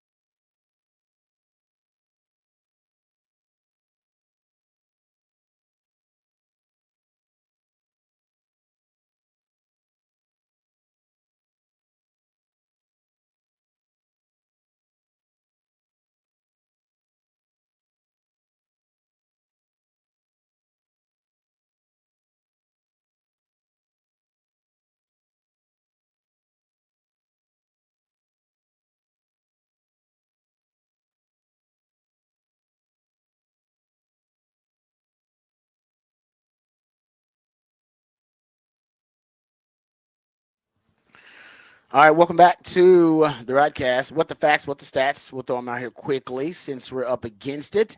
Quarterbacks last week combined in the NFL, they combined to throw 67% completion percentage. This is quarterbacks in the NFL last week. 67% completion percentage, 7.7 yards per attempt, 7,296 yards, 43 touchdowns, only 16 interceptions with a 97.9 passer rating. That is the 11th best week for quarterbacks since 2000. Week 8 of 2024 was the 9th best, if you're looking at it. So, I don't know. Looks like the quarterbacks are having themselves quite the season, or at least are starting to pick up. Things are starting to pick up for the quarterbacks around the league a little bit. How about this one for what the facts, what the stats? If you look at right now, and this actually is something I got from from Fantasy Points Data. 301 of 301 of the 307 Xavier Worthy receiving yards with the Kansas City Chiefs come when Patrick Mahomes was not pressured. Worthy has run 83 routes on which Mahomes was pressured. And Mahomes has only targeted him 5 times out of those 83 routes and completed just one of those 5 targets for 6 yards when he's under pressure. He's not yet trusted Xavier Worthy, is what that number would say. No. And why would you when he's probably looking for Kelsey most of the time. And maybe looking for D Hop after that a little bit too. So interesting number there that I found about Xavier Worthy with the Kansas City Chiefs. All right, we're up against, so we'll come back. We'll just make this a quick one. We'll come back and then we'll get into Texas, Kentucky. We got the availability report to talk about, the latest availability report. We'll talk about what Longhorns and what Wildcats end up on that. Mac Brown has decided to return. I don't say return, but remain in coaching because a lot of people thought he would retire. That is not going to be the case. So we'll play some audio in here from Mac Brown, the former Longhorn football coach. We'll also dive into this Kentucky Wildcat team a little bit, start talking about some of their top players, some of the X factors in this matchup for the Longhorns, and we'll have a historical conversation. We'll actually try to look at this Texas pass defense in a historical context. Nash over at Nash Talks Texas did a great job breaking down this Texas pass defense and where they rank among the best pass defenses in the last few decades. We'll have that conversation too when we go behind the burnt orange curtain. All of that and more right here on the Rodcast featuring Patrick Davis. I'm lifetime Longhorn Rod Davis coming back on the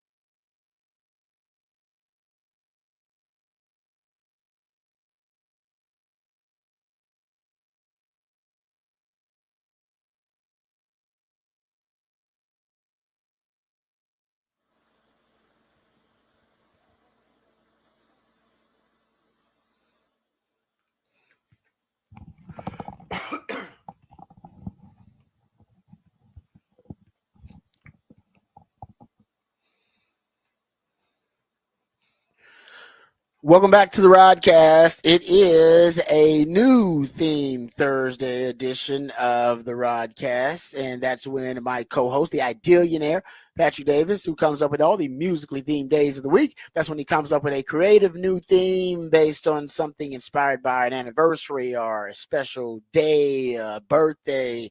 And today, it's actually a special day on the horizon coming up, Thanksgiving, which we're all thankful for. And because Patrick is thankful for you guys and thankful that you guys are always a part of our family here at the Horn, he is early feeling very thankful. So all the songs are inspired by Thanksgiving and how thankful he is. And he wants everybody to be in the Thanksgiving spirit a little bit early. So all the songs reference are talking about thanks or Thanksgiving or thankfulness, whatever. Yeah. Like gratitude. Yeah. Yeah. So that's the theme. That's a really good one. We appreciate you there, Patrick. Also, we appreciate Patrick coming up with the topic for the Big Fat Poll of the Day, which is related to the Longhorns' upcoming matchup with the Kentucky Wildcats this weekend. Patrick, what is the topic for the Big Fat Poll of the Day? Big Fat Poll of the Day today. How many turnovers will the Longhorns force against Kentucky? Right now, 2 is the leading favorite at 61%. Then 3+ at 23%, 11% for 1, and 5% for 0. Yeah, that's I don't know. That's some Kentucky Wildcats fan out there. Good for you, having some pride.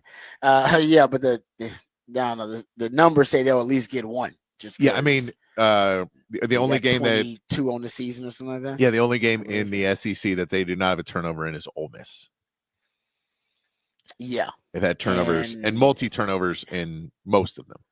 And has Texas forced a turnover in every game? I feel like they average obviously that, but they had to have. They got 22 of them. They had to have. I mean, because even the Georgia game that was not even. I mean, that maybe was forced things. Carson Beck gave you. I mean, you're at 3. What do you have? Yeah, you had a lot of turnover. That Texas defense, I'm telling you, they're really opportunity. Matter of fact, we'll talk about that Texas defense historically. One of my favorite follows, you should follow him too, at Nash Talks Texas, did a really nice breakdown about the Texas pass defense, which we'll get into here as we start to preview or continue to preview the Texas-Kentucky matchup. But yeah, how many turnovers do you think Texas will force? I got them forcing 2. I think 2 is kind of the sweet spot for this Texas. And I think they'll end up being interceptions. Strange enough, because Vandergriff has 7 interceptions, 9 touchdowns on the season. You said he's also got 2 fumbles, so they'll probably come from him in some way, form, or fashion, with that pass rush. Yep. Or, if Texas gets up enough, maybe they start trying to throw the football to stay in it, and then you can get some interceptions on the back end. But we'll talk about that Texas pass defense because it's really, right now, historically good. I told you the defense was going to be historically good, or at least they were trending that way. After a few weeks, they are still trending that way, but the pass defense itself seems to be pretty special. So we'll get into that coming up here. But I also talk about the availability report that came out yesterday, what Longhorns are on the availability report, what Wildcats are on that availability report, and we'll also talk about Mack Brown, who set the record straight. A lot of people thought Mack Brown was going to retire. That is not the case. At 73 years old, Mack say he's feeling good and he wants to coach. And man, at 73, I'm sure there's been a lot of coaches coaching in their 70s like that, but not many. I mean, that's he's been coaching for almost 50 years. That's a long time to be coaching if you're Mack Brown. But says he's feeling good. Is it the right thing for the program, or is it the right thing for Mack? That, I think, is probably the discussion that we'll have coming up a little bit later on. But first, let's get to the Horn headlines. So let's get updated. Let's get educated. Let's get informed with all the top stories of the day. And then we'll come back and discuss all the other items. But first, the Horn headlines with Patrick Davis. All right, your Horn headlines brought to you by Top Gun Rentals and Lawn Equipment. In the NBA, the Rockets took down the Pacers 130-113 last night. Alperen Şengün had 31 points and 12 rebounds, with Jabari Smith adding 23 more points in the win. Tonight, the Spurs host the Jazz in San Antonio.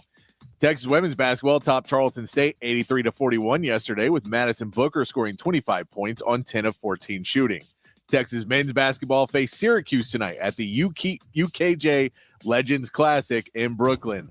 Trey Johnson will look to continue his hot start, averaging 23.5 points a game so far this season with Tremont Mark, who missed the first 4 games of the season due to an ankle injury, has begun 5-on-5 workouts with the team, and there's hope that he could make his debut tonight. In the NFL, the 25 semifinalists for this year's Hall of Fame induction were announced yesterday with notable first-year candidates, including Eli Manning, Luke Kuechly, Terrell Suggs, Adam Vinatieri, and 5-time All-Pro Earl Thomas. The list will be pared down to 15 finalists later this year. And the Steelers take on the Browns on Thursday Night Football, with the Steelers rolling with an 8-2 record and a game-and-a-half lead in the AFC South. And that is your Horn Headlines.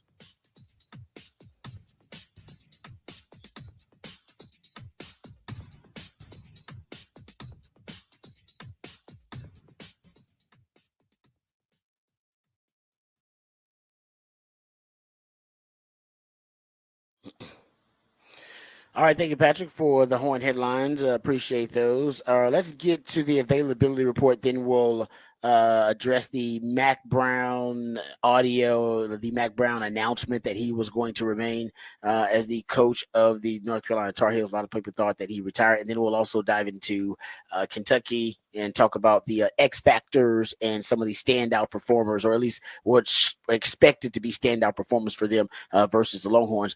First, the availability report on the Texas side. We know about the guys who have been out for most of the season or all of the season. Derek Williams Jr., Derek Williams Jr. at safety, CJ Baxter, Christian Clark, and Velton Gardner, all running backs out. DeAndre Moore is questionable. The wide receiver is questionable. Maurice Blackwell Jr., linebacker, is questionable. And Colton Vasek, is the edge rusher, is also questionable. We'll see if they're upgraded or downgraded. We don't know what happened with Colton Vasek. There's not been any reports to talk about or give any details and clarify exactly what happened, but he was unavailable last week. Mo Blackwell Jr., I believe, made the trip, but he also was unavailable last week versus Arkansas.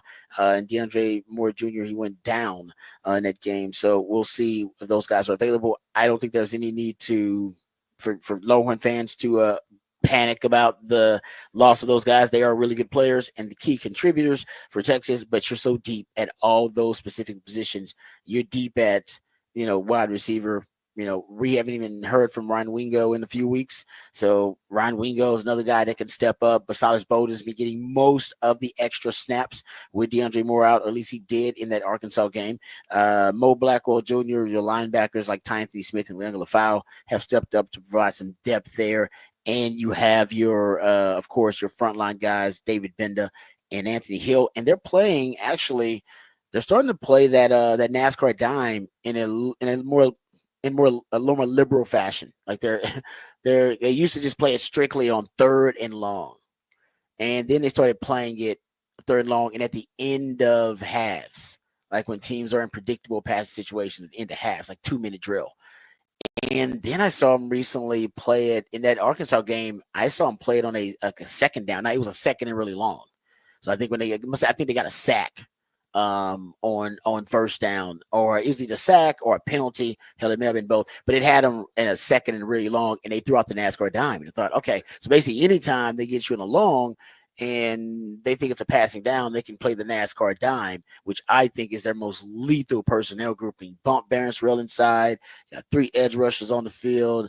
Anthony Hill as the linebacker with Colin Simmons. They bump Jahdae Barron inside, essentially have him playing linebacker. Now they're blitzing Jahdae Barron from that package too, and that's where he got that sack in the game versus Arkansas. Man, that package, I call it the nasty dime now. I'm past the NASCAR. It's the NASCAR just is that's the term you use when you got 3 edge rushers on the field, but it is a nasty package. I actually am going back and I'm gonna start tracking. I gotta go back and watch all the defensive plays to do it. But I'm gonna start tracking how often I've seen it outside of the 3rd and long situations, or in that last 2 minutes of the half, 2-minute drill situations. But anyway, I digress. Getting back to it, Mo Blackwell Jr., no need to worry there. You got depth at linebacker, and you got options now with the different personnel groupings you're using. And with Colton Vasek, I mean, you got Colin Simmons, you got Trey Moore, you got Ethan Burke playing at high level, Barron Sorrell. Once again, just a ton of depth. That's why you're 9-1, because you got depth at a lot of positions. On the Kentucky side of things, these are all the guys that are out. DJ Waller Jr. out. He's a defensive back. Jansen Dunn, defensive back, out. Deverin Rayner, inside linebacker, he's out. Terry Nichols, DB, out. Darian Henry Young is a defensive lineman, he's out. D.F. Jackson, inside linebacker, out. Jared Mincy, offensive lineman, out, and Tevion Gadsden, a defensive lineman, out. The guys that are questionable: Cortland Ford, offensive lineman, and Khalil Saunders, a defensive lineman, is questionable. And J.J. Weaver, an outside linebacker, is probable. J.J. Weaver is a key contributor for him. As you know, they got some other guys on this list that have, played and have made some impact, but J.J. Weaver is one of those guys, and he's probable, so I expect him to be upgraded and him to play. One player who's not on here is their top cornerback in Maxwell Hairston. He is an NFL guy. He's going to play on Sundays. He got hurt early in the season with a shoulder injury. They expected him to be back last week versus Murray State, and I've not seen, he didn't play versus Murray State, I don't believe, and I've not seen him on this injury availability report. So the belief is that maybe he's coming back for the Texas game. If that's the case, they'll have their best player in the secondary back, and he hasn't been available to them for a while. That'll boost that defense a little bit more, and it's already pretty damn good defense. So that's something I expect that hasn't necessarily been reported, but just reading between the lines, unless they're doing something shady with the availability reports, and I don't know what the motive would be behind that, I think Maxwell Hairston is going to play. I got to look at last week's availability report and see if he was on Kentucky's report last week, and maybe he was or wasn't. And I don't know the rules. Maybe they expect you to play. They don't have to put you on there, and then you can have a setback of something like that. So that could be the case. But I think he's going to play. I think he's an NFL corner, and this is a big game. NFL scouts would love to see him matching up against the Texas wide receivers, an NFL quarterback, and Quinn Ewers. Don't send us any texts about that. And a system like Sark's a pro style system. And I think maybe this is the game that he's coming back for that motivation. Like, no, I need this on film. People to see me out there balling versus Texas. Could be, but like I said, that's just a theory. Not really sure, but like I said, that's the only reason I can see of him not being on here. All right. That's the availability report. By the way, Hairston was started the week last week as probable and then moved to questionable before the game. Okay, so I did have him on there then. He was on there last week. Okay. That's even more evidence then I think he's going to play. Okay. I think he's going to play then. That makes me feel even more confident about that theory. And I haven't heard it talked about, and I haven't anything that I've researched. I haven't seen it reported that, oh yeah, they're confident that he will. I think they're doing that on purpose. They wanted hush hush. That guy getting that guy back will be big. I mean, it's your best cover corner in that secondary versus a prolific, passing game with a deep wide receiving core of NFL guys, Bond and Golden. So we shall see. All right. Thank you for that, Patrick. I appreciate doing that research on the fly there. All right. Let's get to Mac Brown quickly, and then we'll dive into Texas versus Kentucky, talk about how good this Texas pass defense is in a historical context. But let's hear from Mac real quick, because Mac wanted to set the record straight. People thought Mac was going to retire after they lost. They got 70 put on them by James Madison. Looked like a college basketball score. And then after that, he got a lot of heat, and Mac said, I'll retire if I can't fix this. And I guess you could say they fixed it, because they have been on a winning streak. They have won. I mean, they lost 3 more games after James Madison, I think, and then they've won 3 now. So they're 6-4. They're bowl eligible. Is that so? Yeah, doing better. Like I said, I don't know if he fixed it, but yeah, you're middle of the ACC now. You're 3-3 in the conference. You're above 500. You're okay. Bowl game. What's the expectation in North Carolina for football? You lost to Duke. I know that one's not fun. That's not good. Not in football. You lost. I think it's not good. No, and I mean Duke's okay this year. No, Duke's okay, but you are more established football tradition than Duke. So they lost. Everybody thinks you're a better football program overall than Duke, so that's disappointing. Yeah, you lost that one 21-25, 21-20. So just a close one there against Duke as well. But yeah, you play Boston College, who's 5-5, and then NC State's the big one at the end of the season. So if they go 8-4, that's not a bad record at all. That's fixed it. That would say you fixed it. But yeah, if you drop these two and you're 6-6 and you lose to both Duke and NC State, then people are going to be a lot more. I don't think you fixed it. Yeah, you're right. And you know what? I think Mac likes Mac's. Obviously Mac loves coaching. But he's got to like this stress too, because this is a very stressful situation he's in, and he's right here. We'll play the audio. Mac saying, "Hey man, I'm coming back for it." Here is Mac Brown. I love the organization of football. I love fixing things that are broken. I love planning for a game, the strategy that goes into it. But most of the time, I'll get mad at transfer portal. I'll get mad at the NIL. I'll get mad about this. I'll be mad at the university. And then I'll go down and eat lunch with the players and say, you know what? This is why I'm here. When I see one with his head down, or he's got some joy because his sister won a contest or won a basketball game, or he's lost a girlfriend or flunked a test or dropped a ball on Saturday. That's my purpose. My purpose is to fix him and try to help him get to a better place. And what I did at Texas, I start planning on trying to retire, and it didn't work. I wasn't as good at what I was doing, and I wasn't sure. I was trying to make sure everybody's okay, and so I decided this time that I wouldn't do that. I'm going to work as hard as I can every day of my life to do what I'm supposed to do. And right now, my role is to help these young people. To do that, you got to win games or you can't stay. Everybody knows that. That's the modern business. But my job right now, more importantly, is to make sure that these young people are okay and that they're growing mentally, they're growing emotionally, they've got confidence, and they're going to leave our program better than they came in. And that was the promise I made their parents. And I also promised, Sally and I talked about this hard before I got back in, that there'll be a day I'll wake up and say, you know what, somebody else needs to be doing this.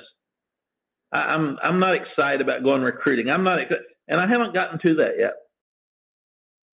All right, yeah. I remember Max saying when he was here, he was at one point starting to feel more anguish and hurt and pain from the losses than joy he would get from the wins.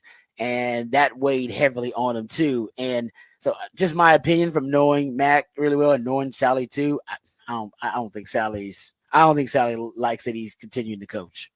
I think Sally would like him to retire, just between us. All right. I just said, knowing Sally, she wants to spend time with Mac. Her and Mac, she's been waiting on the time when he's done with coaching so they can have some time. And Max coaching. That's just the way it is. He's a parade or pine box guy. I've said that about Mac for years. Give me the parade or give me the pine box. Right? And that's what I'm here for. And I feel like this year this could end up being like the Mike Tyson Jake Paul fight, where Max getting beat up, as his team, not literally. All right, Max getting beat up on in teams and coaches, even though they could blow out North Carolina, they're gonna decide to take it easy on Mac because it feels like his farewell tour. It feels like that. He didn't say that. He's acting like he wants to go, but I think the administration, because he's the greatest coach in the history of North Carolina football, Hall of Fame coach and Hall of Fame human being. I always said that about Mac. That they definitely don't want to disrespect him in any way, and definitely don't want him to feel like they're pushing him out or pressuring him out, because he's going to have probably a statue if he doesn't already have a statue there one day. And they want him around the program. I believe he's the winningest coach in North Carolina history. Definitely their most successful football coach. So they want him to see it. They would like him, but I don't know if Mac is going to see it. They're going to probably have to, get Mac to agree on a farewell tour of some kind of something. Because it's easy the negative recruiting pitch against Mac is he's not going to be there to coach your son the entire time they're in that program. He just won't be, because he's 73 years old. He's not going to do it till he's 77. It's just not going to happen. And I don't know if Matt can make that. I don't know if Matt can be honest about that right now either. when parents ask him, are you going to be able to coach my son the entire time? So Mac's been fighting that battle too while he's been there at North Carolina lately, but still been able to recruit because Mac can recruit. Mac can close, man. Mac, there's no doubt about it. I've always said that Mac still can recruit, and he knows that. He's like, no, I can bring in the talent. As you talked about, Patrick, he's still producing NFL players. He can bring in the talent. Now the rigors of coaching in college have never been more strenuous and stressful. Right? Even Nick Saban was like, I got to get out of this. This is not for the faint of heart. Different era of recruiting with the NIL and the transfer portal. Now you got front offices with GMs. You're about to have revenue sharing. Nick Saban was like, I'm good on that. Yeah. I probably could still do this at a really high level, but it's taken too much out of me. And Mac is saying, no, I'm doubling down at 73 after 50 years in it. So like I said, Mac here in Texas, love Mac, and Mac was amazing here in Texas. But the things that Mac wanted to achieve, at times had nothing to do with leaving the program in a good place. And even at Texas, the things he was trying to achieve, they had nothing to do with leaving the program in a good place. Example would be, look at what Bob Stoops did when he left Oklahoma. His purpose was, now I want to leave it in a good place. I got to leave it in a really good place for the next head coach so that they can keep the wins going.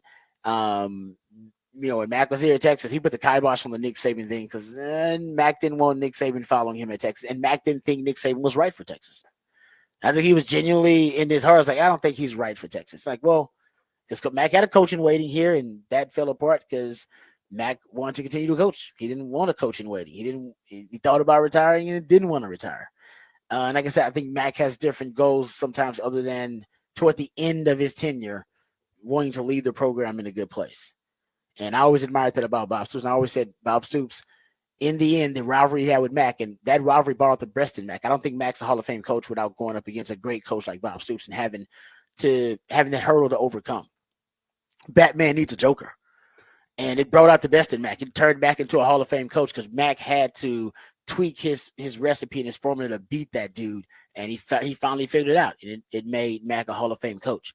But the one, I think, the final one, if you will, that Bob Stoops had over Mac was that when he left Oklahoma, he left it in a better place.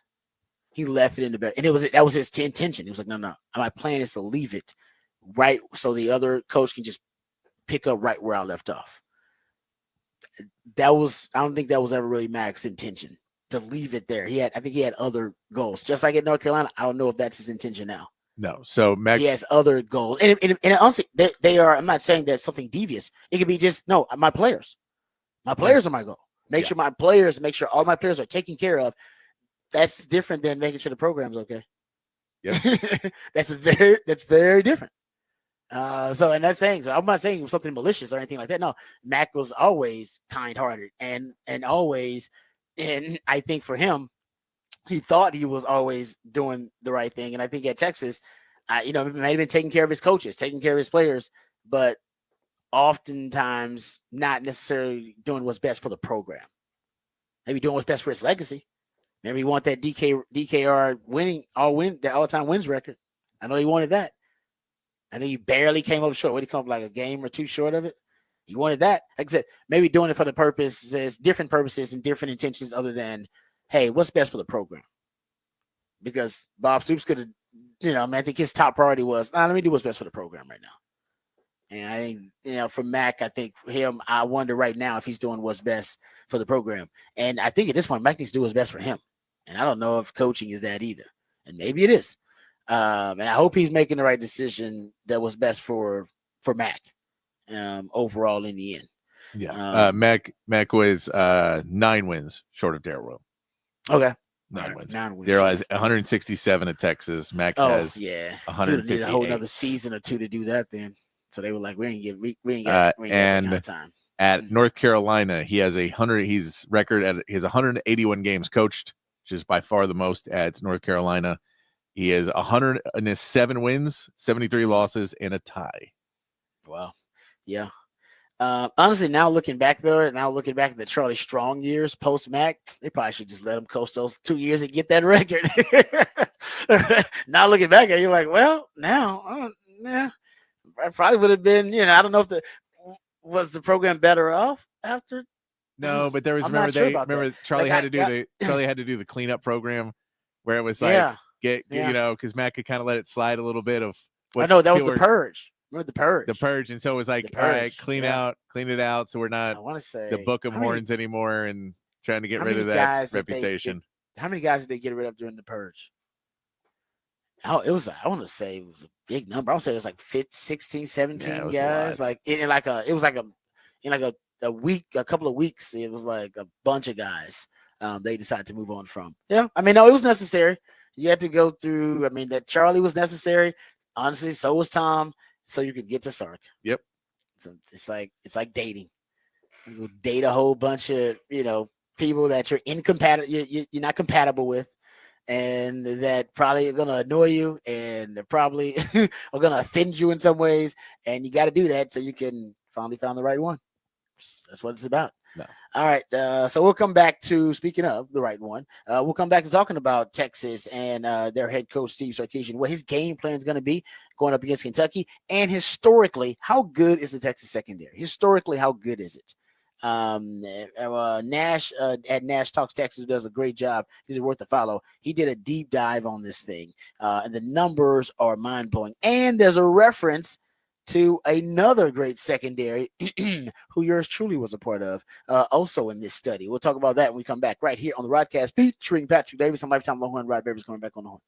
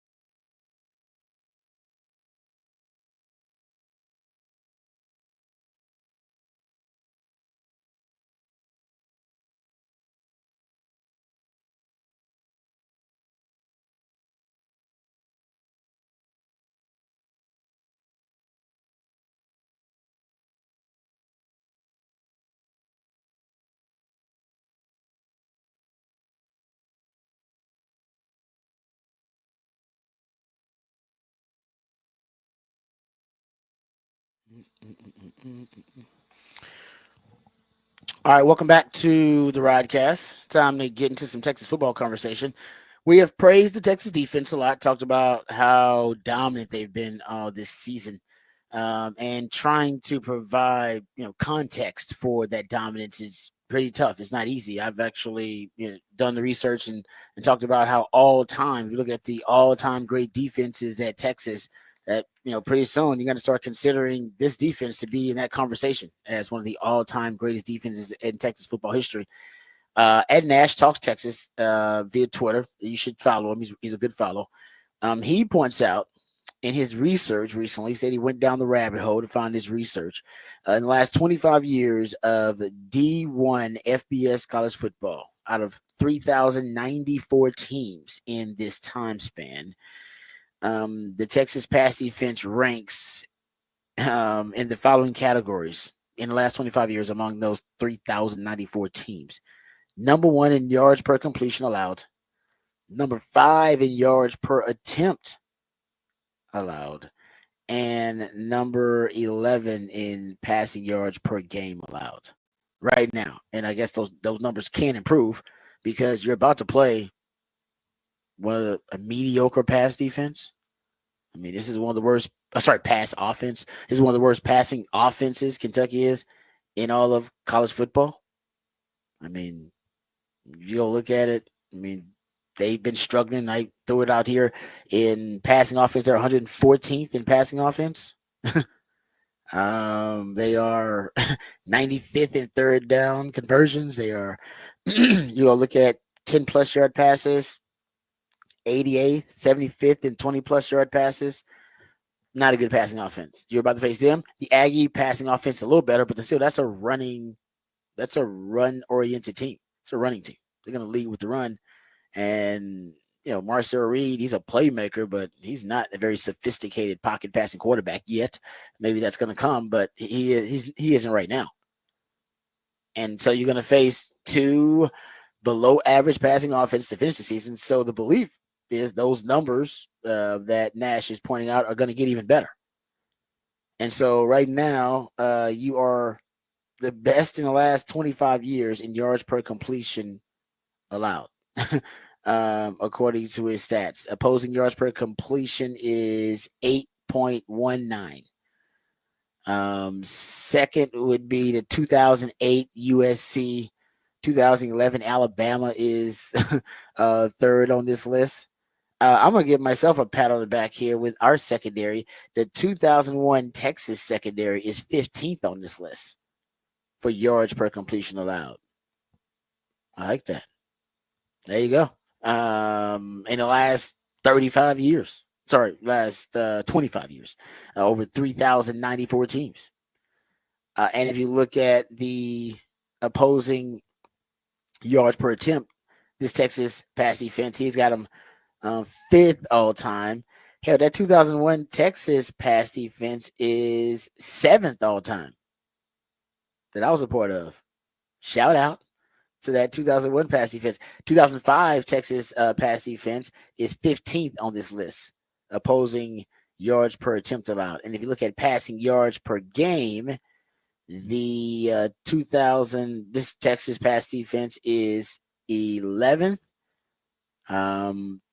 That 2001 Texas pass defense, 21st. That's appropriate. 21. There you go. You know what? I appreciate that, Nash. Not only you made me feel good about this Texas pass defense and how elite they are, but hey, I feel pretty damn good about our pass defense from 2001. That's still like top 20, in the last 25 years. I'd hit those guys about to send my guy Nasty Nathan Vasher that stat. Send my man Ahmad Brooks that stat. He'd like that. But yeah, this Texas pass defense is unbelievable. I mean, and I'm glad Nash went down the rabbit hole and did the research.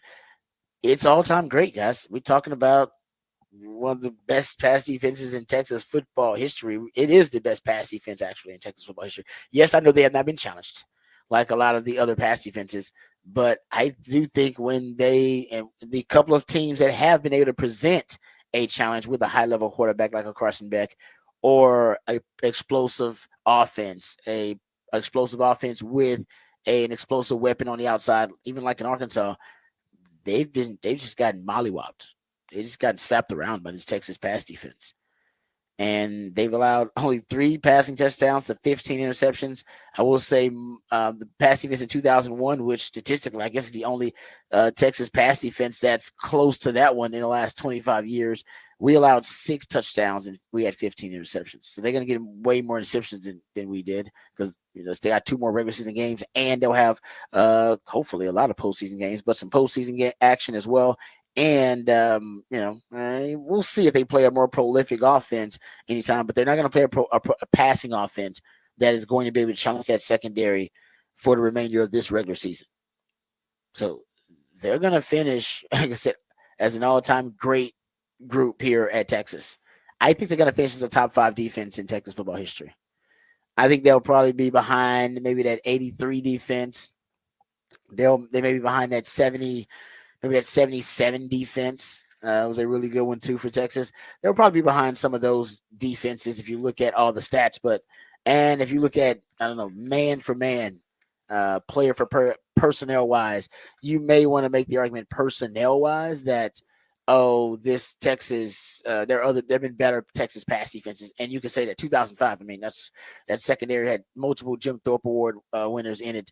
I don't know if there any secondary is going to be able to compare to that one in terms of the personnel talent overall, but working as a unit, statistically, in terms of where you stand analytically compared to all the other defenses, I don't know if that's going to be a better pass defense than this one, ever at Texas.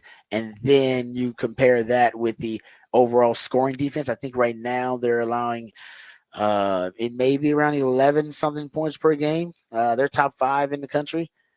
Only that 83 defense is 83 defense, the 79 defense are the only defenses in the modern era. We're talking about post 60s here, because in the 60s you had the 61 defense that allowed 6 points per game, and the 69 defense that allowed 10.8 points per game. So I'm going post 60s, so starting with the 70s, that basically during that era, your 79 Texas defense, the 83 Texas defense, and those are the only 2 defenses at 79, 83 defense, are the only 2 defenses that held teams to single digits.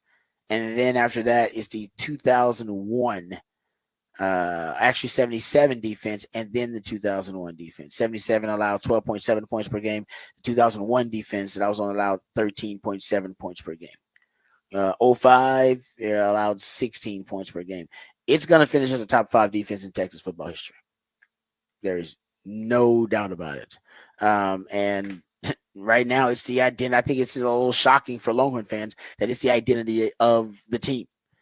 And we'll see if the play calling is affected by that. If Sark decides to, change up some of his play calling strategy now that he is indeed led by the defense. And he admits that and actually says that he likes that the defense is the identity of this team now, and it's not the offense. And I talked about that earlier in the week. I think a lot of folks need to kind of adjust their expectations accordingly because, guys, it's the defense that right now is playing at a championship level, and your offense is still a top 20 offense.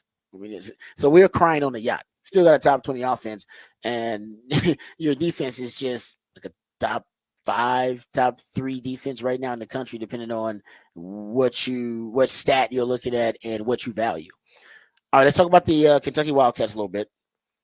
The defense, speaking of, their defense is, I think, legit. We talked about Maxwell Hairston, who should be returning, or it's my theory is that he's going to return.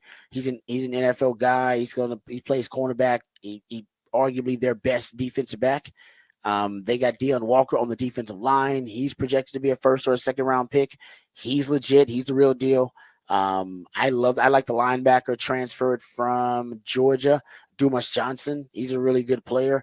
So they got talent. And even Sunday skills at every level of their defense.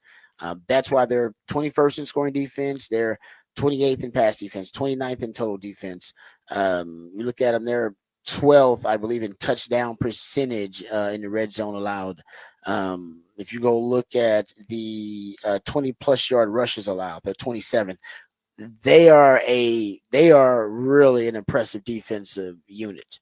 I was impressed watching them, and it's a defense that basically allows them to play a style or a brand of football that is basically ugly, a muck it up style, and with that ugly style that they play, they have been really successful at getting other teams, good teams like Georgia, good teams like Georgia struggled offensively, but good teams like Tennessee, Ole Miss, of course, who they upset, to play their brand of football, which is an ugly brand of football where they shorten the games and they want to muck it up. And it's because the defense, which usually starts out pretty well. We always talk about how the offense has a script, and Sark's opening script, 40 plays, whatever it is, and how important the opening script is for offense. Defenses also have an opening script. They got an opening group plays that they actually want to run based on the game plan, based on the preparation. And Mark Stoops is really good early on at adapting his plays, are setting the tone and dictating terms early with his defensive script. We look at first quarter scoring allowed, so first quarter defense, Kentucky's top 15, and even in the last 3 weeks they're actually top 10 in first quarter points allowed.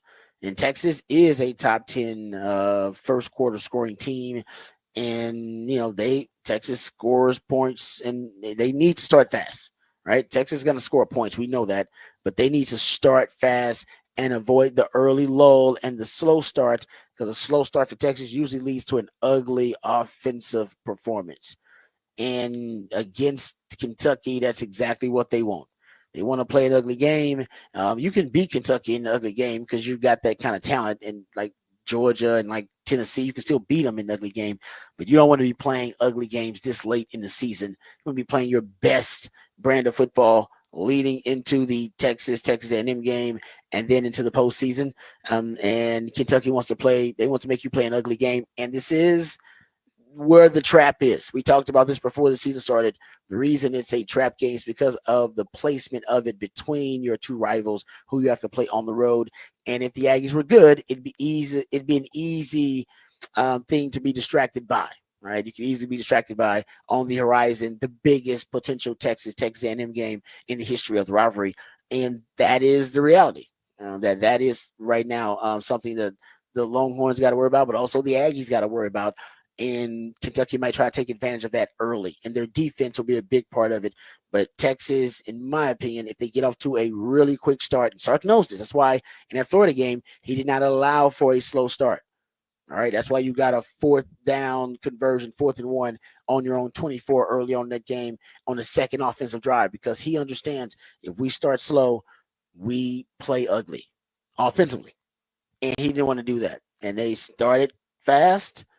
Because of that 4th down conversion, went down and scored a touchdown, and then things got rolling for Texas. Similarly versus Kentucky, slow start could doom you to play an ugly game offensively. You don't want that. So that's something to watch too. First quarter scoring for Texas, first quarter defense for Kentucky. The troubling side of things for Kentucky, because they got players on defense and they're one of the better defenses in the SEC. The troubling part for them is offensively, they have players. I like Barian Brown. He's one of the fastest players in the country. He's their second leading receiver. Dane Key is their leading receiver. He's a good player, got good size, and he wasn't expected to actually be their leading receiver. They expected Barian Brown and I think Jay Macklin early on in the season or during the offseason to be their lead guys, but Dane Key ended up being the guy, and he's got 44 receptions on the season right now. So he's the guy they run the offense through, the passing game, I should say, through. Barian Brown's, though, probably the more explosive target out of that group. On the ground, they have a running back that they like, Demi Sumo, who's averaging a little under 5 yards per carry. But the most explosive threat on the ground is Jamarian Wilcox. He is right now averaging damn near 7 yards per rush. Yeah, that dude is explosive. He's got 69 attempts on the season, and still averaging damn near 7 yards per rush. And they love to get him the football in very boutique ways to try to weaponize him. So they got guys that'll make you, look at film and be a little bit concerned because they are explosive players. But Vandegrift, who's the starting quarterback for them, has not been efficient enough. He has been careless with the football. 9 touchdowns, 7 interceptions, completing less than 60% of his passes. So they don't have enough offensive cohesion overall to be able to weaponize the targets they have on the outside. But I like some of their skill position players that they have in the backfield and on the outside for Kentucky. All right, we come back. We got Off the Record on the other side. How about this Hollywood A-lister admitting to something that made a lot of people uncomfortable? We'll talk about that on the other side and Off the Record right here on the Rodcast featuring Patrick Davis. I'm Lifetime Longhorn Rod Davis coming back on the horn.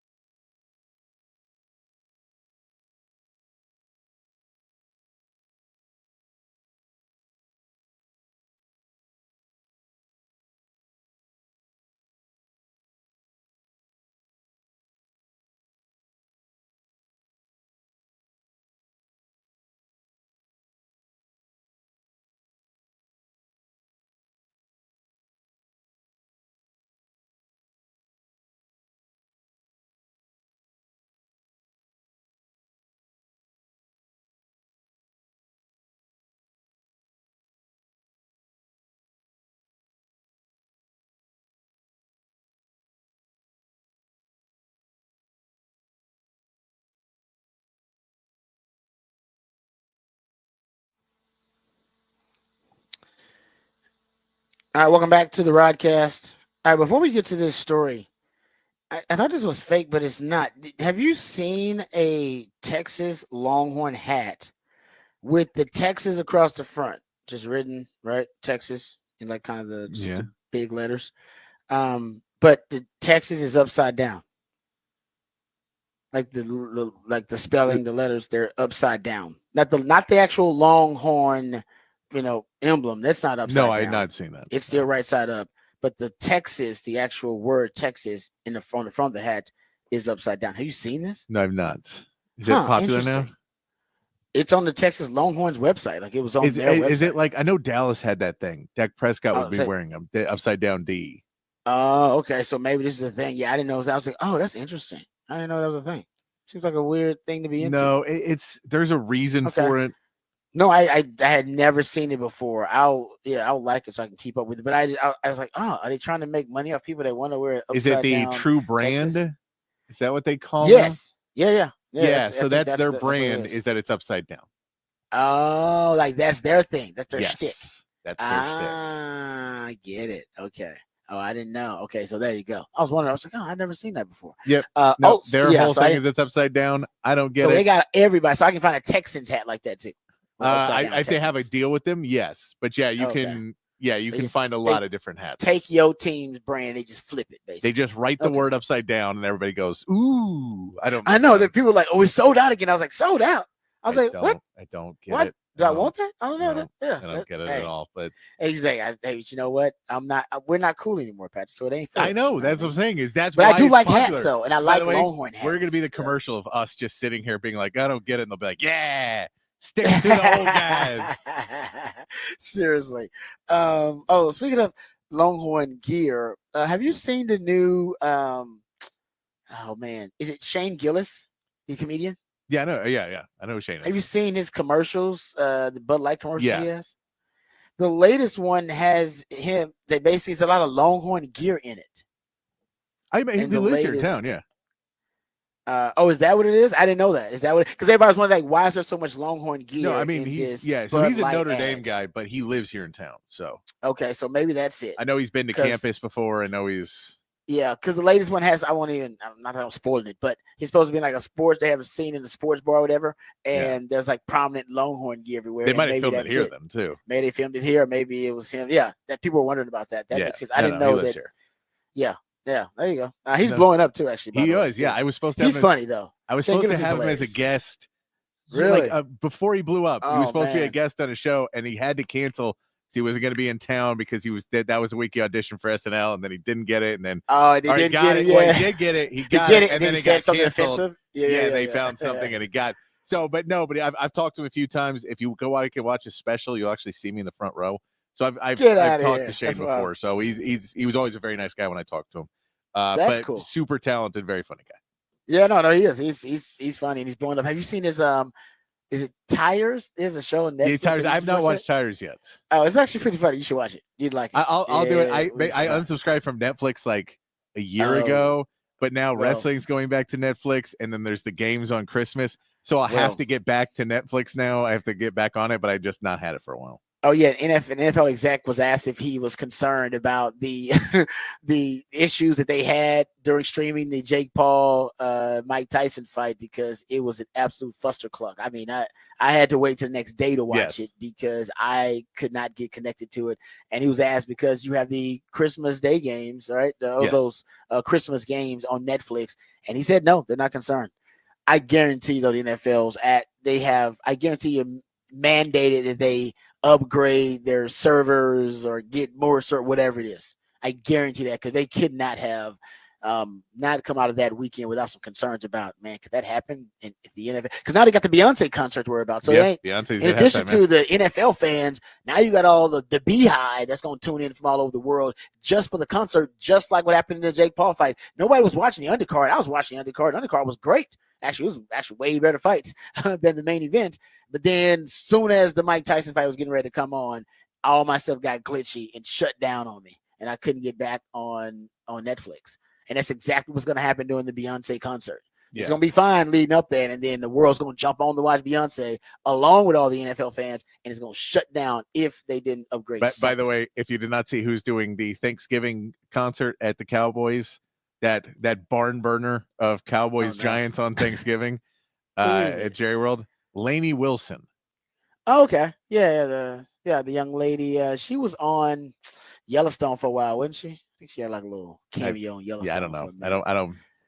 I know she's a country music artist. She used to have like a nice badonkadonk, like a big badonk. Yeah. She was known for being bootylicious, and then she got on those Zempic, I think, and then now she did. I know the first controversy is like she lost all her booty. Like what happened? What happened to all the booty? You're known for being bootylicious, and you lost all your booty. Yeah. That's happening to a lot of like female artists though. Like apparently they're taking those Zempic, shrinking up, and then dudes are like, well, you lost your appeal for me. I like the little thickness. You know what I mean? Like some meat on the bones. Yeah. Ladies, no, ladies like to be skinny, man. That's the way it is. Okay, here's the tease that let me pay off the tease here.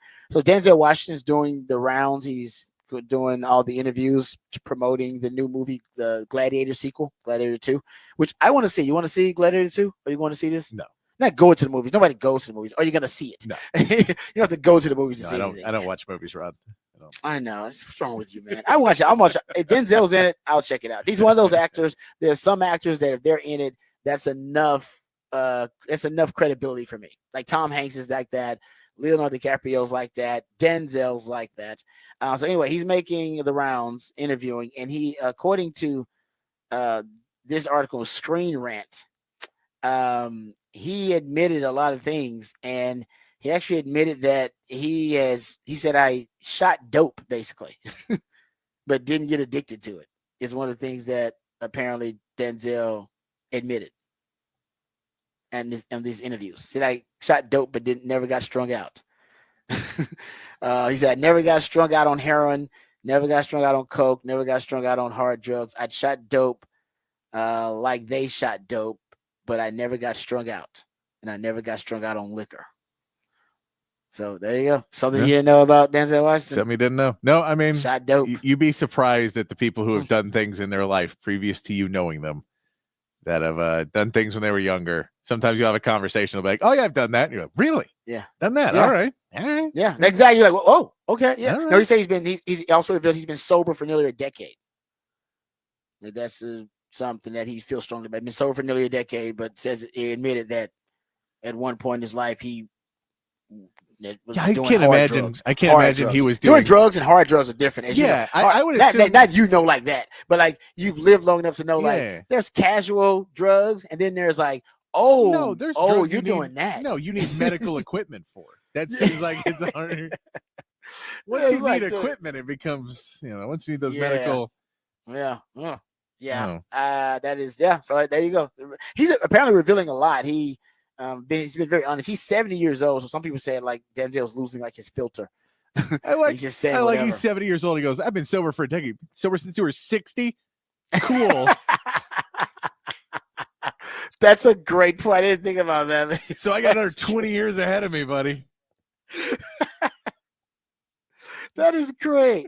I never thought about that. I was like, I guess that is powerful though to do it. It is. Look, I don't want I couldn't do it at 7. Like, I'm good. I don't want to diminish. If you've ever got sober, like that's awesome. Yeah. If you got sober and you're living a better life, that's awesome. I'm not diminishing. It is just funny to be like, he's like, look, I've done dope, and he's like, I've been sober 10 years. Like, wait a minute, how long are those? What's the line between those two things? Because I'm assuming how long did you do the dope for? I was assuming dope for 30 years. Yeah, in the 80s, I was assuming you were doing dope, like 70s and 80s. That makes more sense in my head. But if it was 2014, I was doing and then you just stopped. Like Training Day is out on video for a decade before you do dope. That seems crazy to me. Oh man, that's a great point. Now I got more questions. So when did the dope stop? I just want to know. Yeah. There you go. My man Denzel Washington. He's an A-lister, and he's doing new Gladiator. I got to see that one. And he said he said that he doesn't ever have to audition. He said he hasn't auditioned in like 30 years. It's Denzel Washington. He said he just walks in. It's like, I got the role. Yeah, you know what you're getting when you get Denzel at this point. I wonder, what's the cutoff? When do you get to that point in your career? I mean, there's a point when you basically when you say I'm offer only. You're like, I'm not Yeah. auditioning anymore. That's truly got to be that's A-lister stuff right there. Oh yeah. Yeah, that's Or truly it's A-list I don't stuff. do movies anymore because I stopped auditioning and now no one casts me. See now that you say you got to still be getting the big time roles that he's getting and not auditioning. To me, that means you're an A-list. Like no, we as long as we got them, we don't even care if they are right for the role or if they're if they can play the part. As long as we got them, because they'll bring the eyeballs. Like because they notice people like me. They're literally like, no, if Denzel's in it, I'm gonna watch it. Yeah, that's all I need to know. Tom Hanks is in it, I'm gonna watch the Tom Hanks movie.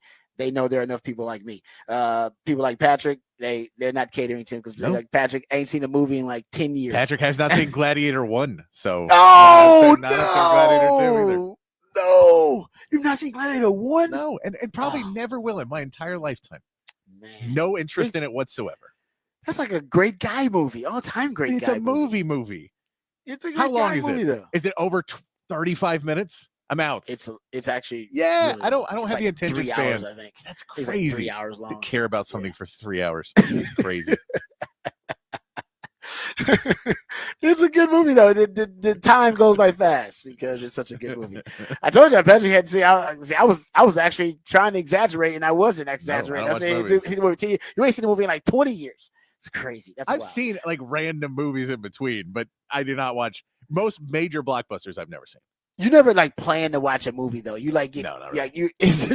You never like I'm gonna go. My plan is to sit down and watch this movie. I'm gonna go watch the movie. You're almost like out of I don't know, just out of circumstance, or you end up watching it. You just end up watching it. You don't mean like you went to go visit your parents, and then the movie was on, and your parents were watching. I watched the movie with my parents and spent some time with them. Like that's how you end up watching the movie. That's so strange to me. No, see, and that's what I go to with my parents. I'll see my parents tomorrow. We'll watch music videos. Y'all watch? Do they still like make live music? concerts and music? No, old stuff. Old stuff. Oh. I'm not watching new stuff. I'm about to say they still make. You got to go on YouTube to do that, dude. I didn't even know where you find new music videos. Old stuff. Oh, okay. I was like, yeah, I don't even know where to find new music videos. I think you got to go on YouTube. Yeah. I sound old. I think that's where you find them. All right, we'll come back. We'll dive into the NFL a little bit. NFL news, notes, and nuggets on the other side. We'll talk Texans, and we'll also talk a little Cowboys. Why are the Cowboys still doing this? We'll answer that question when we come back right here on the Rodcast, featuring Patrick Davis. I'm Lifetime Longhorn Rod Babers coming back on the horn.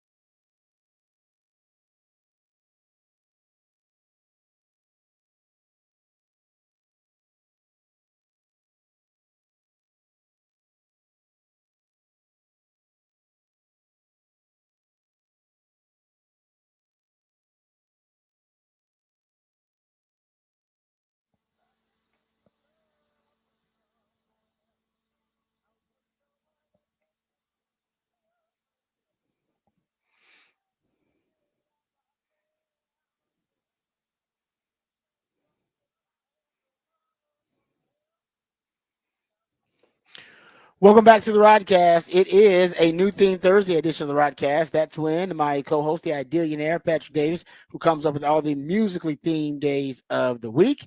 The new theme Thursday comes up with a creative theme inspired by an anniversary or maybe a birthday or maybe some pop culture event.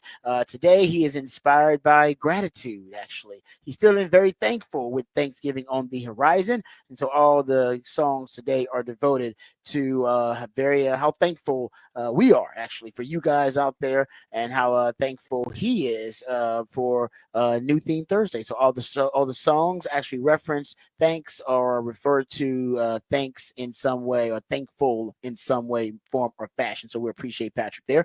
Also, he comes up with the topic for the big fat poll of the day that is already posted at the Horn ATX on X. Patrick, what is the topic for the big fat poll of the day? Big fat poll of the day. How many turnovers will Texas force against Kentucky? Right now, 2 overwhelming favorites, 64%, 3+ gets 20%, 11% for 1, and 5% for none. Yeah, I think I'm at 2, and I feel good about that number. Just defense is really opportunistic. 22 takeaways on the season. Only 5 teams in college football have more takeaways than the Texas defense, and who knows, they could end up getting more than 2 if Kentucky's not careful with the football. I think Vandegrift is the guy. Got 7 interceptions. You said he has 2 fumbles on the season too. So yeah, I think they'll come from Vandegrift. At least one of them will come from Vandegrift, in my opinion. But yeah, we'll talk more about Texas, Kentucky. Talk about some of the main characters, the main performers, if you will, for the Kentucky Wildcats, who are expected to have some big games if they're going to try to pull the upset or make this thing closer or competitive. There are certain X factors and certain players who are going to have really standout performances. So we'll get into that coming up a little bit later on. Also, we'll talk Texans here because the Texans right now there's some discussion that the Texans offense, even with the addition of Nico Collins, that last week there was still versus the Cowboys, there was still some inconsistency and still some reason to be concerned with that Texans offense. I got some numbers that I'll share with you guys, but I think we need to start talking more about that Texans defense than we do about the offense. Similar conversation that we've had on the 40 acres, where a lot of concern, a lot of anxiety, a lot of criticism toward the Texas offense, and rightfully so. I'm not saying that is not justified, but not enough praise. I don't think there's enough gratitude in Texas for Texas fans and Texans fans about how good the defense is playing. So we'll do that. We'll have that conversation too coming up here in just a second. We also will go into Rod's rant of the day. And Rod's rant will ask a question about Quinn Ewers, and we'll talk about his performance, inconsistent performance so far this season. We'll dive into that a little bit, and I want to talk about Anthony Richardson a little bit too. He had his best game of the season last week after being benched, and people are saying that it's it's actually evidence that they shouldn't have benched him. And I don't know. To me, it's the opposite. I think that I'm looking at it as I think he's good now. After they benched him, I do believe that had a lot to do with him having a great bounce back performance, because benching, it's a reality check. Right, it's a man in the mirror moment when you get benched, and I think if you are of high football character, you'll bounce back after being benched, and I think that's what happened to Anthony Richardson. So I think it's a good sign that he bounced back, and I think it's a good sign that he had his best game after being benched. I don't see it as a negative, but some people do. No, some people do. Some people also judge a lot of things on one game. That's true. It may just be an aberration. It just could be an outlier. Hey, here's this like 6-game sample size. Well, I think the one game you had later proves that your 6-game sample size means nothing. Like, I don't know if that's true.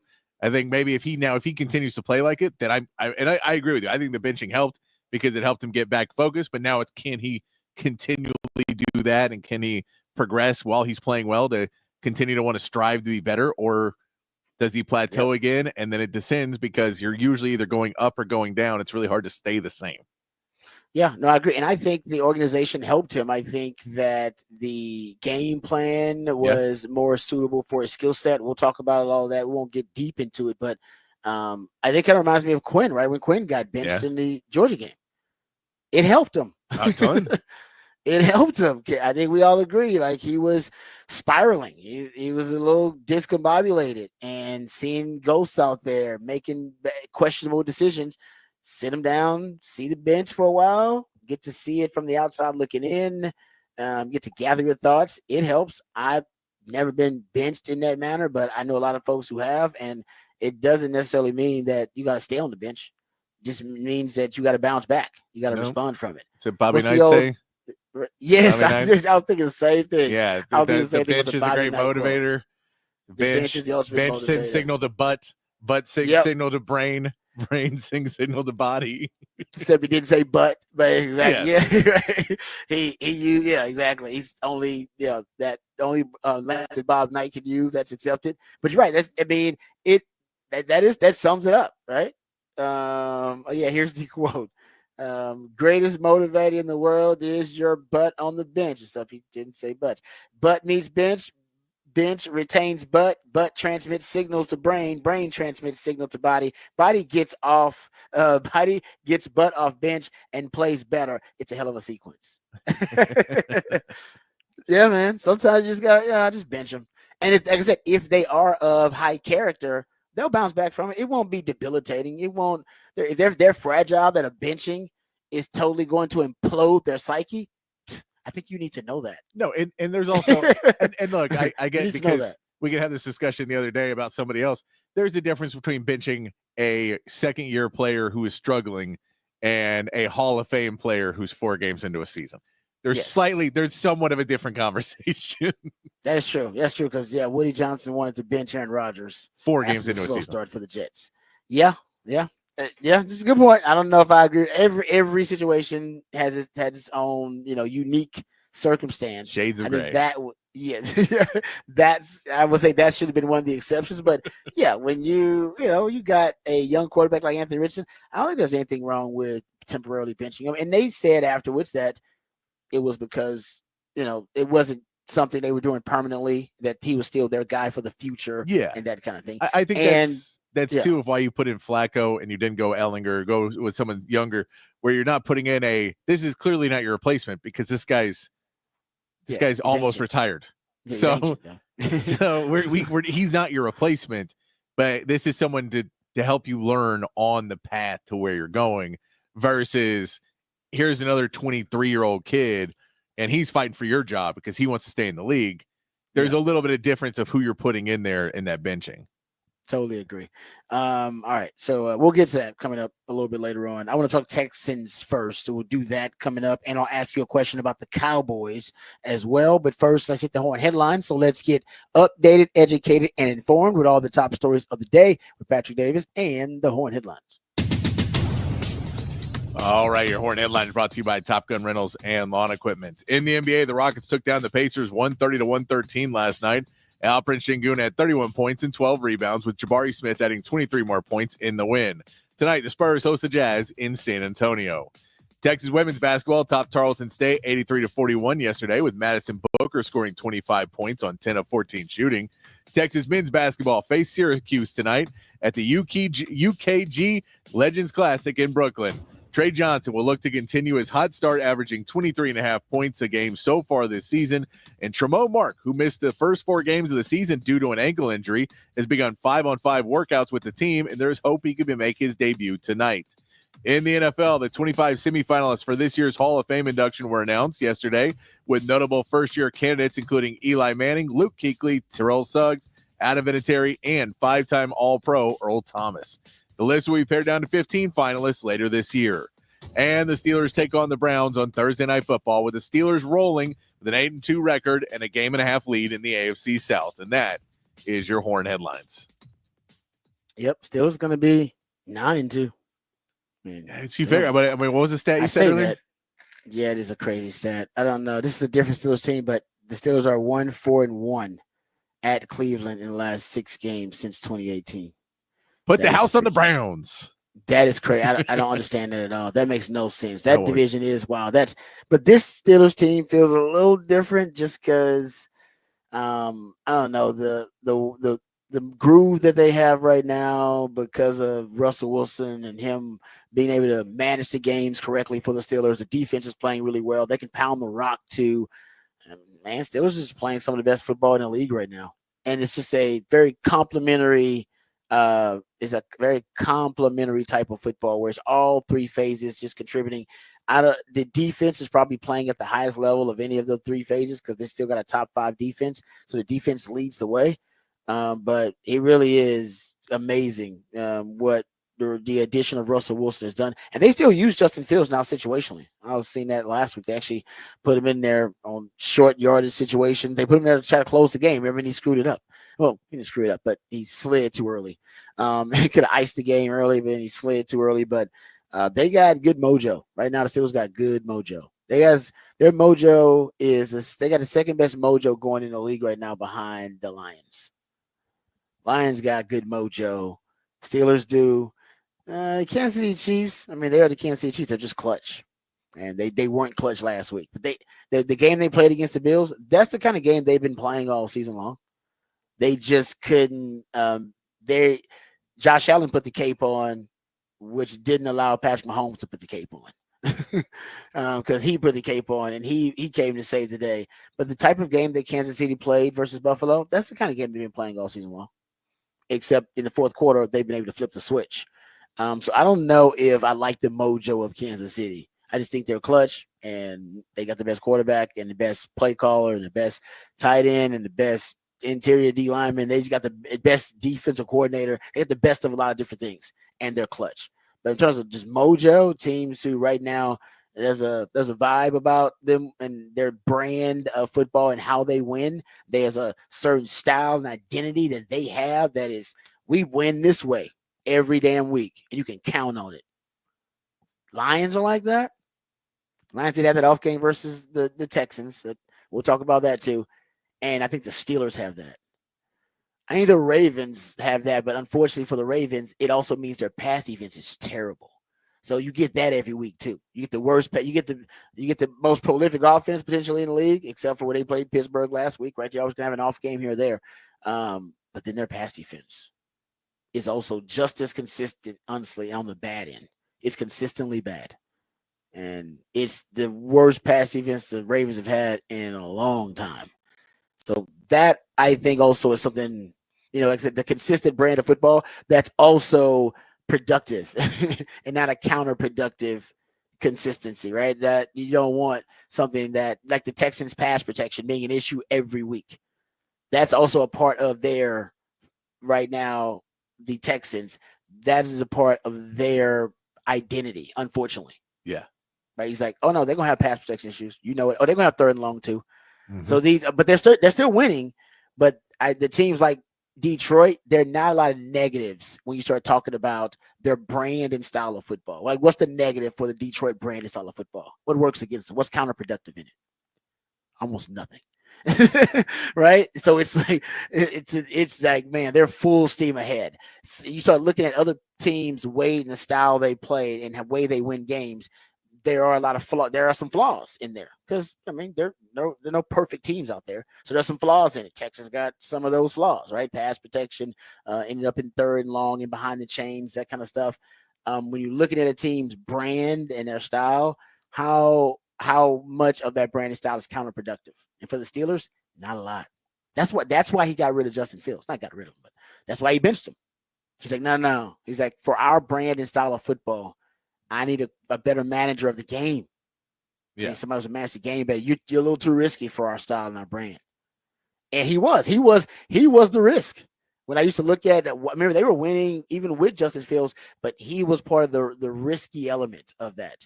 And they put in Russell Wilson, and now that brand does not have a lot of flaws, their style of play. Who in the NFL has the least amount of flaws and counterproductive elements in their brand of football? And by the end of the season, you want by the time you get to the playoffs, you want only like one or two things that you're not buttoned up about. And none of them are really glaring. They're just, you're not perfect. So they're just imperfections more so than glaring deficiencies and flaws. The Texans, that is the conundrum for them going forward. that by the end of the season, their style and brand of football does not include gross pass protection issues. It does not include being the worst team or the second worst team in the league, in which are rate of third and longs, dropbacks on third and long situations.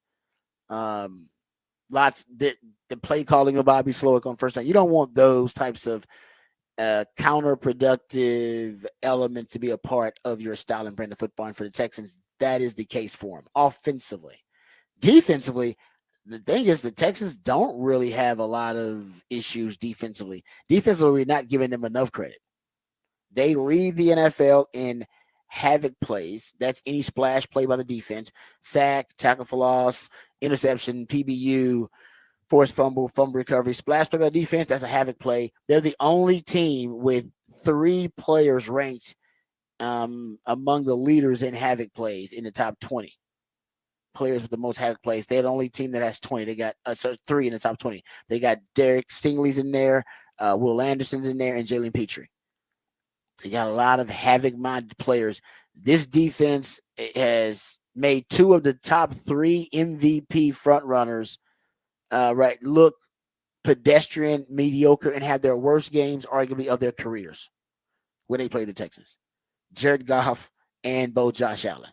I think Josh Allen right now has the best odds to win MVP. But when they played the Texans made them look bad. Both of them. Shows you what DeMeco Ryans can do in terms of coming up with a really unique and effective defensive game plan. And, they're taking the football away. They're second in the NFL in takeaways. And they're first in havoc plays. That's other than scoring defense.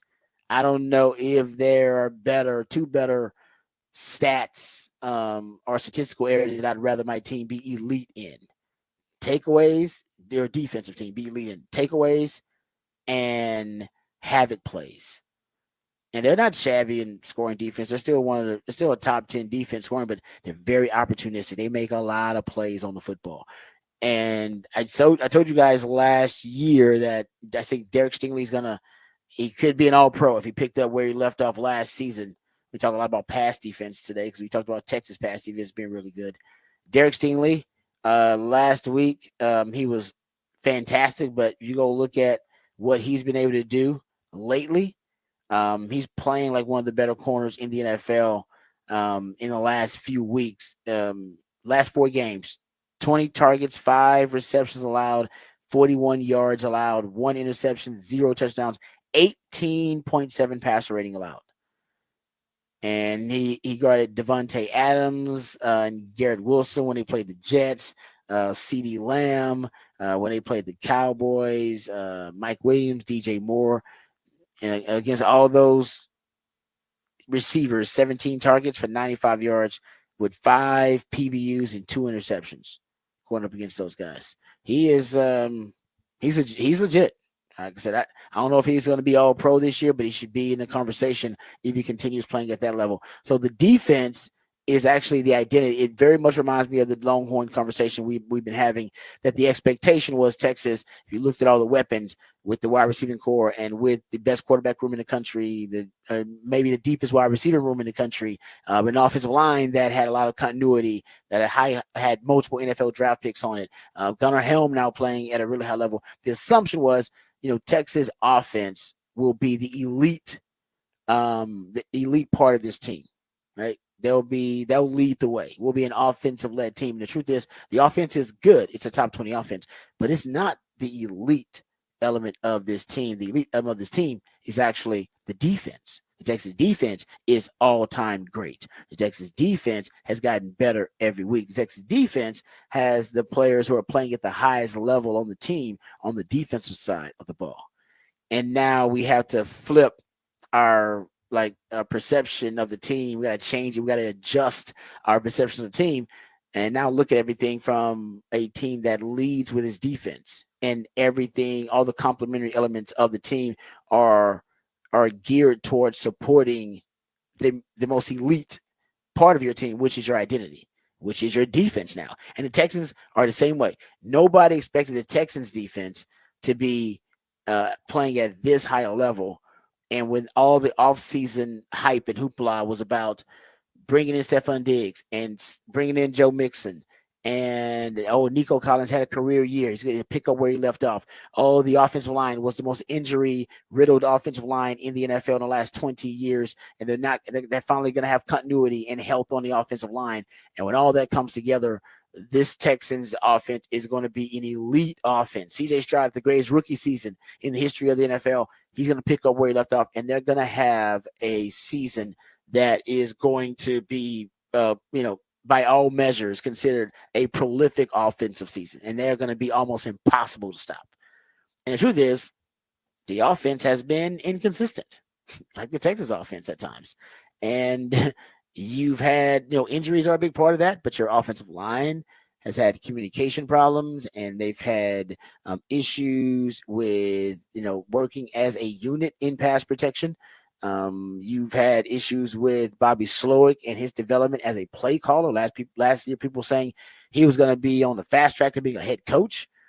So that's hurt you a little bit. And, third and longs, always in third and forever has been a big part of why this offense can't stay on the field. So it's not the offense that's leading the way for the Texans. It's the defense. And once again, as a Texans fan, I got to adjust my expectations and flip it a little bit.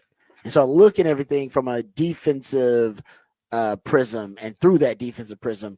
And then it changes your, to me, it changes your expectations, but also kind of changes what you value and prioritize when looking at the team, right? Because I think the Texans defense right now is getting better because they haven't even been healthy. Once they get Kamari Lassiter back, I think Will Anderson is now practicing. They got the best edge rusher duo in the league. And look at Danielle Hunter and looking at Will Anderson. And I think they might end up having an all-pro potentially at the cornerback position in Derek Stingley. And you got a head coach who can dial up elite game plans versus the best quarterbacks in the league. It is possible your defense is ready to challenge the Buffalo Bills and the Kansas City Chiefs. But your offense ain't. And much like Texas, a lot of Longhorn fans believe the defense is a championship level defense. It's ready to win you a national title. But the offense, is it a championship level offense? And my argument would be they don't have to be. But your offense better learn how to complement your defense then instead of the other way around, like we all thought it was going to be. The defense complementing the offense. Not that case at all. All right, we come back. We'll get into Rod's rant of the day. We'll talk a little bit about Texas and Kentucky, and also I'll give you my take on why the benching for Anthony Richardson actually ended up being a good thing. We'll talk about that and more. All that and more right here on the Rodcast featuring Patrick Davis and Lifetime Longhorn Rod Babers coming back on the horn.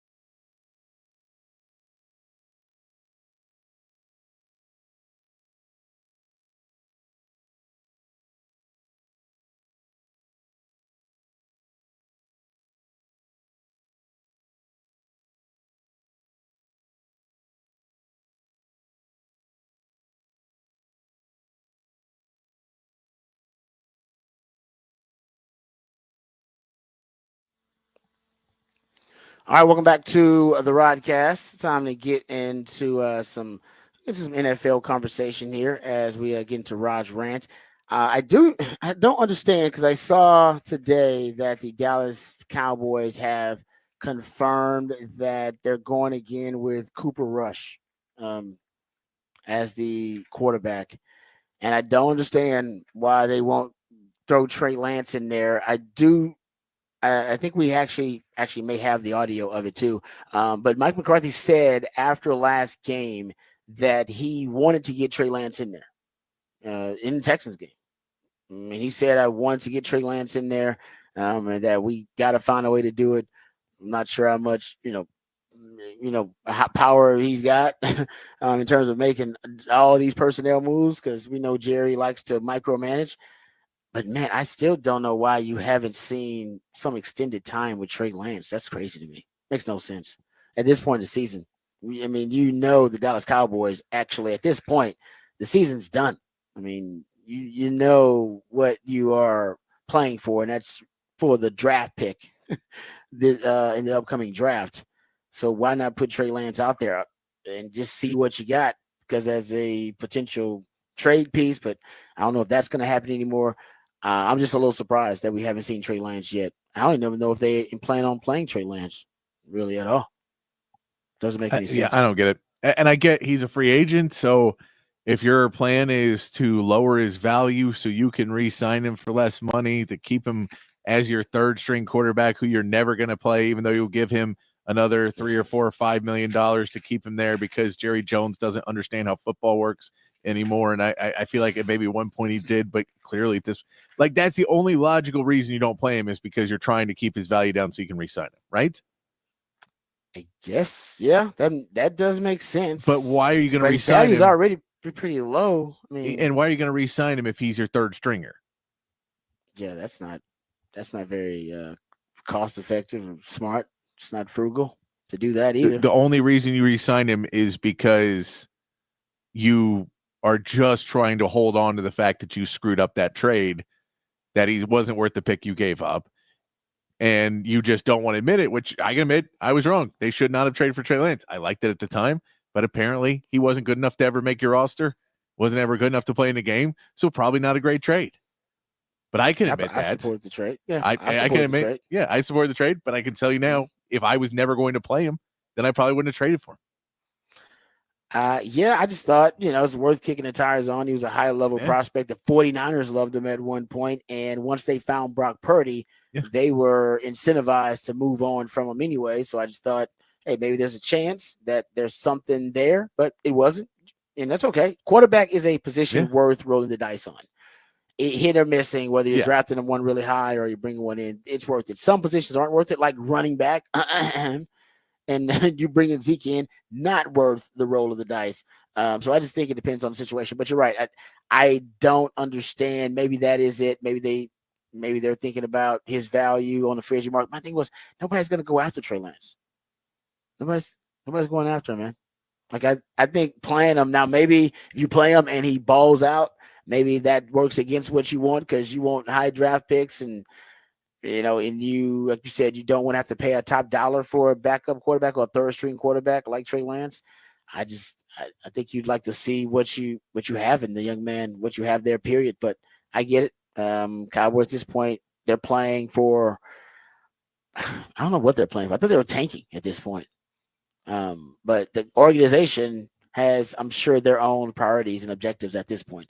But I would think, hey, man, the upcoming draft is all that really matters to us. Let's get as much draft capital as we can so we can start to extend our championship window as much as we can. All right, there you go. So the Cowboys, a little Cowboys news there. I want to get into this because I saw that this stat about Anthony Richardson. And there are a lot of people saying that Anthony Richardson's performance, and he had his best performance and best showing of the season in their last game, that him coming off being benched, that is the reason that they should have never benched him, right? That he had his best performance after being benched, and that's proof that they never should have benched him. And to me, it's the exact opposite. It's evidence that the benching actually may have had a positive effect on him. And there's nothing wrong with that, by the way. Anthony Richardson posted easily his best game of the season. He threw for a career high 272 yards on a season high 20 completions, and basically had a touchdown too. He had 32 rushing yards and 2 touchdowns on the ground as well. And if you go look at some of the more in-depth stats, they tailored the offense, or they modified the offense for him. I don't know if they were doing this enough before.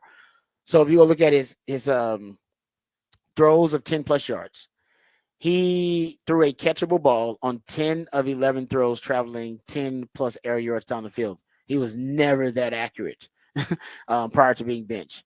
He had the highest rate, 91%, of any quarterback with 10 plus such attempts. So he had the highest catchable ball rate in week 11 of any quarterback.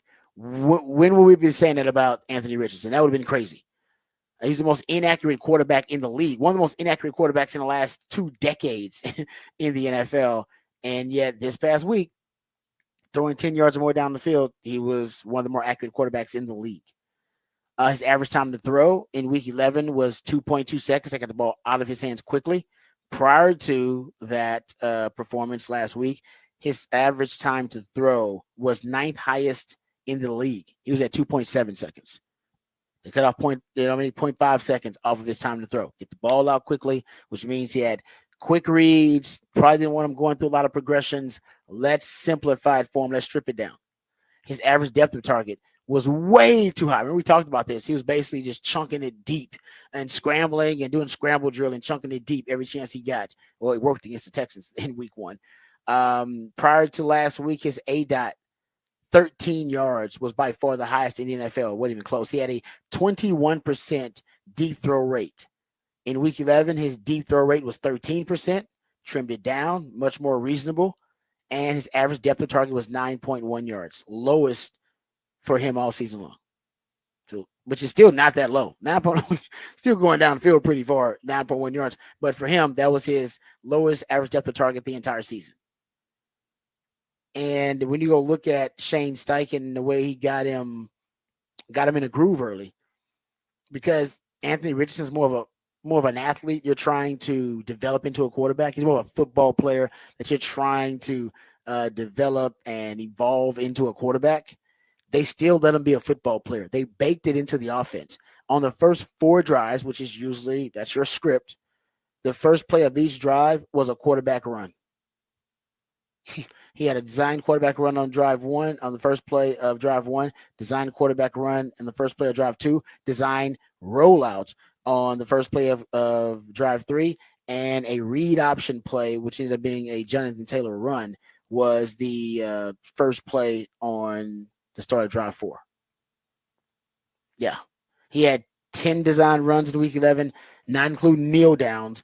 That number has only been topped once by a QB this season, and that's Jalen Hurts. So they still use the quarterback running game, but I think they used it a little bit more strategically to start drives, and I think that gets him in a groove. I mean, that's more of a mental thing than anything. I used to say Sam Ehlinger was like that. Sam Ehlinger was like Sam Ehlinger, and Sam, what was Bam Bam Sam? A football player you were trying to develop into a quarterback. And I used to always say, you want to get Sam going early with a little run game. I'm going to get him going. I'm going to roll him out. I'm going to get him going because he was a football player they were trying to evolve into a quarterback. And sometimes just to get them settled down, it would seem you want them thinking less and using their instincts more. And that's why you just let them loose. And they did that with Anthony Richardson. So they're playing. I don't know if it's going to work. You're right, Patrick. It might just be 1 week thing. But it does seem that they modified some stuff strategically for him, and that it worked out for him. And we'll see going forward if this is more of a consistent thing for Anthony Richardson. Yeah, no, I mean, yeah. If you look at what he was doing, and he basically had 5 game sample size. There was a 6th game, but he got hurt in it, so he didn't play a ton. But a 5 game sample size, he never threw over 50% from the field. He had 4 touchdowns, like 9 interceptions. Everything about it would tell you this quarterback's not playing well. Mm-hmm. There's no reason to believe he is just going to turn it around 1 week. So, No. yes, the benching helps. The benching helps. The benching helped. Exactly. Like I said, I don't know how much, but I think it helped. I don't know if it's a work ethic thing or a focus thing. Who cares? As long as you got the production that you want. So I think that my position is a little bit different when it comes to that. All right, we come back. We got Who Said That on the other side. That's when Patrick plays pieces of audio from the sports world, sometimes beyond the sports world, and based on the context clues or familiarity of the voice, you have to identify and recall who said that.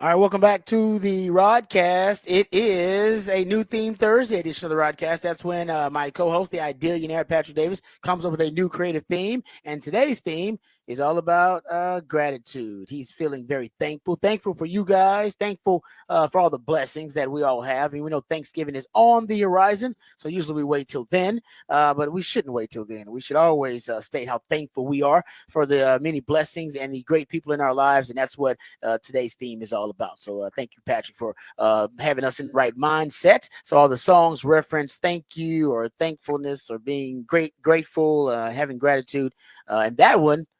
Who is that? Because that is the theme song for Golden Girls. That's what I know. Andrew Gold.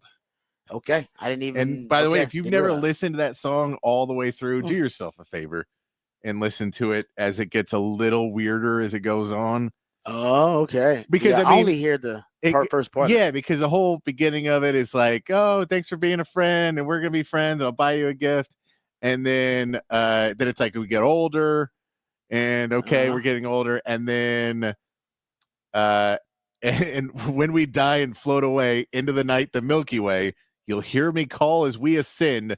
I'll see you there then once again. Yeah, it talks about post-death in this song as well. Wow, man! At the end of that song with that, yeah, it goes into like being friends, aging, and then dying. Yeah, all in one song. So. Okay, there you go. That got dark pretty quickly there. I guess I see why the Golden Girl, why NBC didn't want to have cut that off at the end. You don't want that part of the song, man. It seemed like such an upbeat song too. Yeah. Oh man, that's crazy. I did not realize that at all. All right, is he always that? I have no idea what any other Andrew Gold song. Okay, maybe he's a one-hit wonder. Who knows?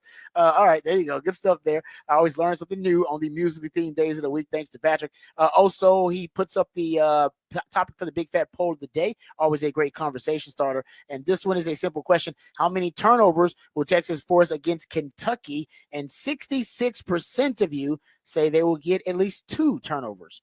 versus Kentucky. 20% of you say 3 or more turnovers versus Kentucky. So a lot of Longhorn fans confident this Texas defense will remain opportunistic when they play the Kentucky Wildcats this weekend. All right, time to get to who said that. That's when Patrick plays pieces of audio from the sports world, sometimes beyond the sports world, and based on the context clues or familiarity of the voice, you have to identify and recall who said that. Like prime time. Always thought that. It's like